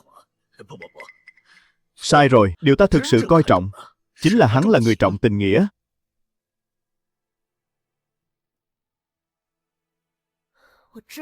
Chàng muốn giúp tổ phụ vạch trần kẻ chủ mưu đứng sau, nhưng quốc công phủ chúng ta vốn dĩ là một thể, vinh nhục cùng hưởng, tổn hại cùng chia, dẫu lòng người đều tường tận, song cũng chẳng thể vạch trần vết sẹo này. Đó chính là quy củ. Quy củ? Phải rồi, quy củ. Ta hiểu rõ. Ta thấu tỏ. Quốc công gia không sai, nàng cũng chẳng sai. Kẻ bất lương úy bắt đôi phụ tử kia cũng chẳng hề sai. Ngay cả kẻ hành hình họ Lát nữa đây cũng không sai. Kẻ sai xưa nay chỉ có kẻ ngoại tộc không hiểu quy củ như ta. Chàng đang hồ ngôn loạn ngữ gì thế? Bất luận là trên gia phả quốc công phủ hay trong sổ hộ tịch của Kinh Triệu phủ, chàng và ta vốn là một thể, cớ sao lại nói lời ngoại tộc? Đa tạ Cố đại tướng quân, thời gian qua đã chiếu cố chàng. Kiếp này có thể ở rễ nhà nàng, nhưng kiếp ở rễ này ta không làm nữa. Hàn Dịch. Lão gia tử, kịch hay bắt đầu rồi. Hôm nay không có người ngoài, ta muốn mặc cả. Bàn một điều kiện, ngươi muốn gì cứ việc nói. Ngươi đã cứu mạng lão phu, dù ta có giao quốc công phủ cho ngươi trông coi, cũng chẳng có gì là quá đáng. Vừa rồi ta đã suy xét kỹ. Với nội lực của lão gia tử, độc vật như thế dễ dàng vượt qua thôi. Cùng lắm là nằm trên giường vài hôm. Tiểu tử ngươi mắt sáng như đuốc, không tệ chút nào. Nếu đã vậy, quốc công phủ rộng lớn này ta cũng không cần nữa, cứ để lại cho nhị thiền vậy. Bắt đầu rồi. Hàn Dịch, ngươi có ý gì? Lão gia tử, Hàn Dịch ta vốn là kẻ từ Dương Châu đến, một thứ tử không danh phận, đồ sai sót ngẫu nhiên bị người ta dùng để mạo danh thay thế. Hơn nữa, ngày ta cùng Cố đại tướng quân thành thân cũng từng ước pháp tam chương. Chúng ta chỉ là phu thê hữu danh vô thực, đợi thời cơ chín mùi, một tờ hòa ly, đôi bên an ổn, mỗi người một ngã. Ồ đồ, hôm nay ta muốn cùng ngài bàn điều kiện là lấy 300 vạn quân lương làm điều kiện, đổi lấy một tờ hòa ly thư. Tất nhiên, nếu ngài cảm thấy tổn hại thể diện, ưu thư cũng được. Còn về chuyện điển quân hiệu úy, khi thời cơ đến, ta sẽ chắp tay nhường cho Cố nhị công tử. Đến lúc đó, mong ngài ngơ cao đánh khẽ, trả lại cho ta thân tự do, để ta rời khỏi Thịnh Kinh. Thằng nhãi con, ta hỏi ngươi, sau khi rời khỏi Thịnh Kinh, ngươi định làm gì? Biển rộng mặt cá bơi, trời cao mặt chim bay. Thôi vậy, ta phải trở về, chuẩn bị cho buổi đấu giá. Xin cáo từ. Ly Nhi, Ly Nhi.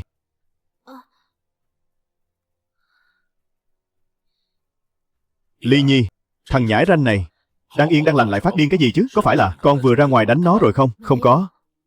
Con cũng không rõ chàng ta đột nhiên làm sao nữa. Phu thê hai đứa, có chuyện gì thì đóng cửa bảo nhau cho tốt.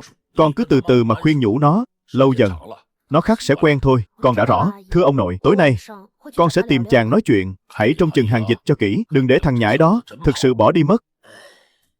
Ta nhớ hình như phong địa của ta đang thiếu một người quản lý, chi bằng để Hàn Dịch, lão già hỗn đảng kia.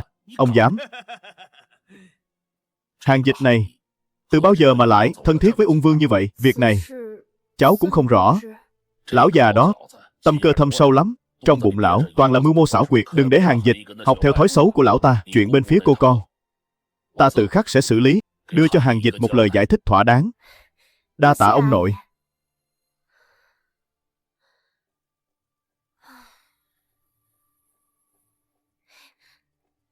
Tiểu thư, có phải người đã đánh cô gia rồi không? Ồ đồ, đang yên đang lành, ta đánh chàng làm chi? Vậy mà cô gia, sao sau khi trở về, vẻ mặt lại chẳng chút vui vẻ, cũng không còn như ngày thường. Ai nói những lời bông đùa nữa, cảm giác xa cách quá đổi. Hơn nữa, chàng còn nói những lời khó hiểu. Chàng đã nói gì? Cô gia nói, bảo nô tỳ chúng ta, từ nay về sau phải trang điểm cho tiểu thư thật lộng lẫy kiêu sa, như vậy mới có. Ông, bướm, đến vây quanh tiểu thư. Chàng còn nói, chúc tiểu thư sớm ngày tìm được ý trung nhân. Nhưng mà tiểu thư và cô gia chẳng phải đã thành thân rồi sao? Lời này nghe thật kỳ lạ. Tiểu thư, buông ra. Tiểu thư, người hãy nghe nô tỳ khuyên một câu đi. Đàn ông mà, ai cũng trọng thể diện. Người hãy nói năng nhẹ nhàng với cô gia, đừng đánh chàng nữa. Một mỹ nhân như tiểu thư, nếu có thể ôn nhu hòa nhã, thủ thỉ đôi lời tâm tình với chàng, thì cô gia chắc chắn sẽ vui sướng khôn cùng. Đời này, có thể ở rể nhà họ Cố nàng là ta đã lãi rồi. Nhưng cái thân ở rể này, ta không làm nữa. Vậy ta phải làm sao đây? Tiểu thư, người từ nhỏ đã lớn lên trong quân doanh, không giống như những khuê nữ khác. Ăn nói dịu dàng, nho nhã, yếu liễu đào tơ. Chi bằng nhân cơ hội này mà học hỏi người ta. Biệt viện chúng ta chẳng phải có những kẻ được cô gia chiêu mộ vì buổi đấu giá đó sao? Người ta nói năng thật dịu dàng, thật ngọt ngào. Biển rộng mặt cá vùng vẫy, trời cao mặt chim bay lượn. Xin người hãy mở cho ta một con đường sống, trả lại cho ta thân phận tự do. Ta học. Nay danh tiếng thi tiên của cô gia đã vang danh khắp Đại Càn, ai mà chẳng biết. Vậy nên thưa tiểu thư, nhất định phải nắm chặt lấy tâm ý của cô gia. Đều đứng cho ngay ngắn. Buổi đấu giá này là lần đầu chúng ta tổ chức, liên quan đến thể diện hoàng gia cùng thanh danh của chủ nhân, tuyệt đối không được phép sơ suất. Theo yêu cầu của cô gia, cười không được hở răng. Hai tay phải đan chéo đặt trước eo, tay phải tự nhiên, hơi ấn nhẹ xuống. Khi đứng phải đứng thẳng. Bái kiến đại tiểu thư. Đại tiểu thư, sao người lại tới đây? Xin tú nương hãy dạy ta. Đại tiểu thư, người.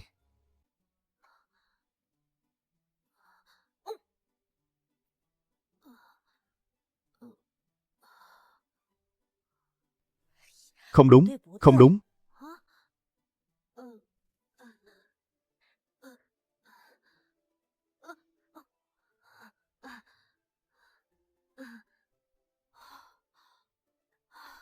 Chẳng ngờ được, là một khuê nữ đài cát, lại khó khăn đến thế.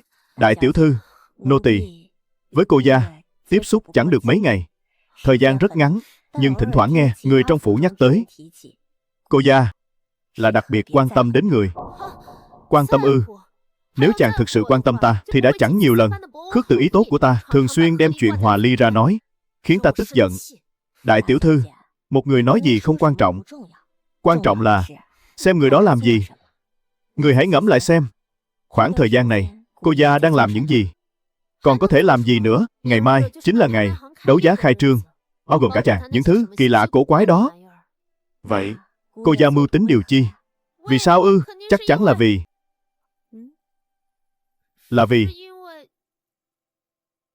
muốn giúp ta gom góp quân lương. Nếu như cô gia đem hết tấm chân tình, trao đi tất cả, mà nhận lại được chỉ là sự cân đo đong đếm giữa các gia tộc, cô gia e là sẽ lạnh lòng mất thôi. Khi một người đã lạnh lòng, muốn vãn hồi, e là khó lại càng thêm khó. Tiểu thư, không hay rồi, cô gia đã tới Bất Lương Tư. Chàng tới Bất Lương Tư làm gì? Ổng rồi. Chẳng lẽ là muốn đi hãy cứu lấy hai cha con họ? Không được.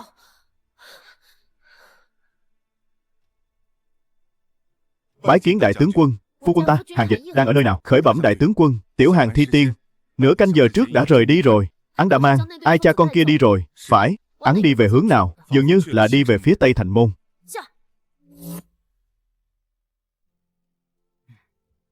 Đi thôi. Đa tạ ân công. Đừng bao giờ quay lại Thịnh Kinh Thành nữa. Tuân lệnh.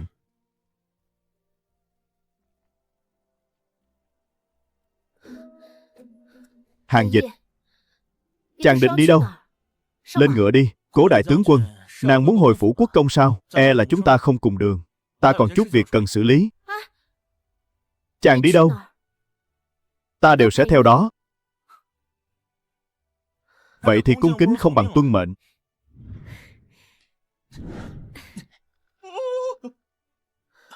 Ôm chặt ta vào.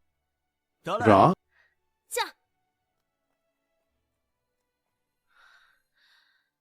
Hàng Dịch, chuyện của cô, tổ phụ đã trừng trị bà ấy rồi. Bà ấy cũng đã hứa sẽ tạ lỗi với chàng. Nhưng mà, quyền quý hoàng tộc uy nghiêm đâu phải chỉ bằng một lời của chàng, ai một bước của ta mà có thể xoay chuyển được. Ta hy vọng chàng hiểu cho. Còn ta ư? Chỉ là kẻ chăn ngựa nơi trang viên nhỏ, chẳng hiểu sự đời, một gã khờ khạo.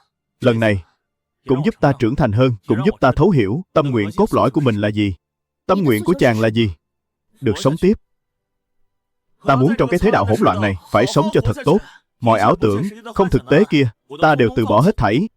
Dẫu sao, sau lưng ta chẳng còn một ai. Chàng nói sai rồi. Sai ở đâu? Ít nhất chàng và ta là phu thê. Phu thê vốn là một thể. Ta tuy không đứng sau lưng chàng, nhưng ta luôn ở bên cạnh chàng. Chàng là phu quân của ta. Sống chung một mái nhà, chết chung một nấm mồ. Ta sao có thể bỏ mặc chàng? Nếu chàng muốn sống tiếp, ta sẽ cùng chàng đi hết đoạn đường này. 300 vạn quân. Ta sẽ tự mình giải quyết chức điển quân hiệu úy này. Nếu chàng không muốn làm, ta sẽ đi thưa với tổ phụ. Nếu chàng muốn rời khỏi cố gia, ta sẽ cùng chàng rời đi. Được thế tử như nàng, phu còn cầu chi nữa.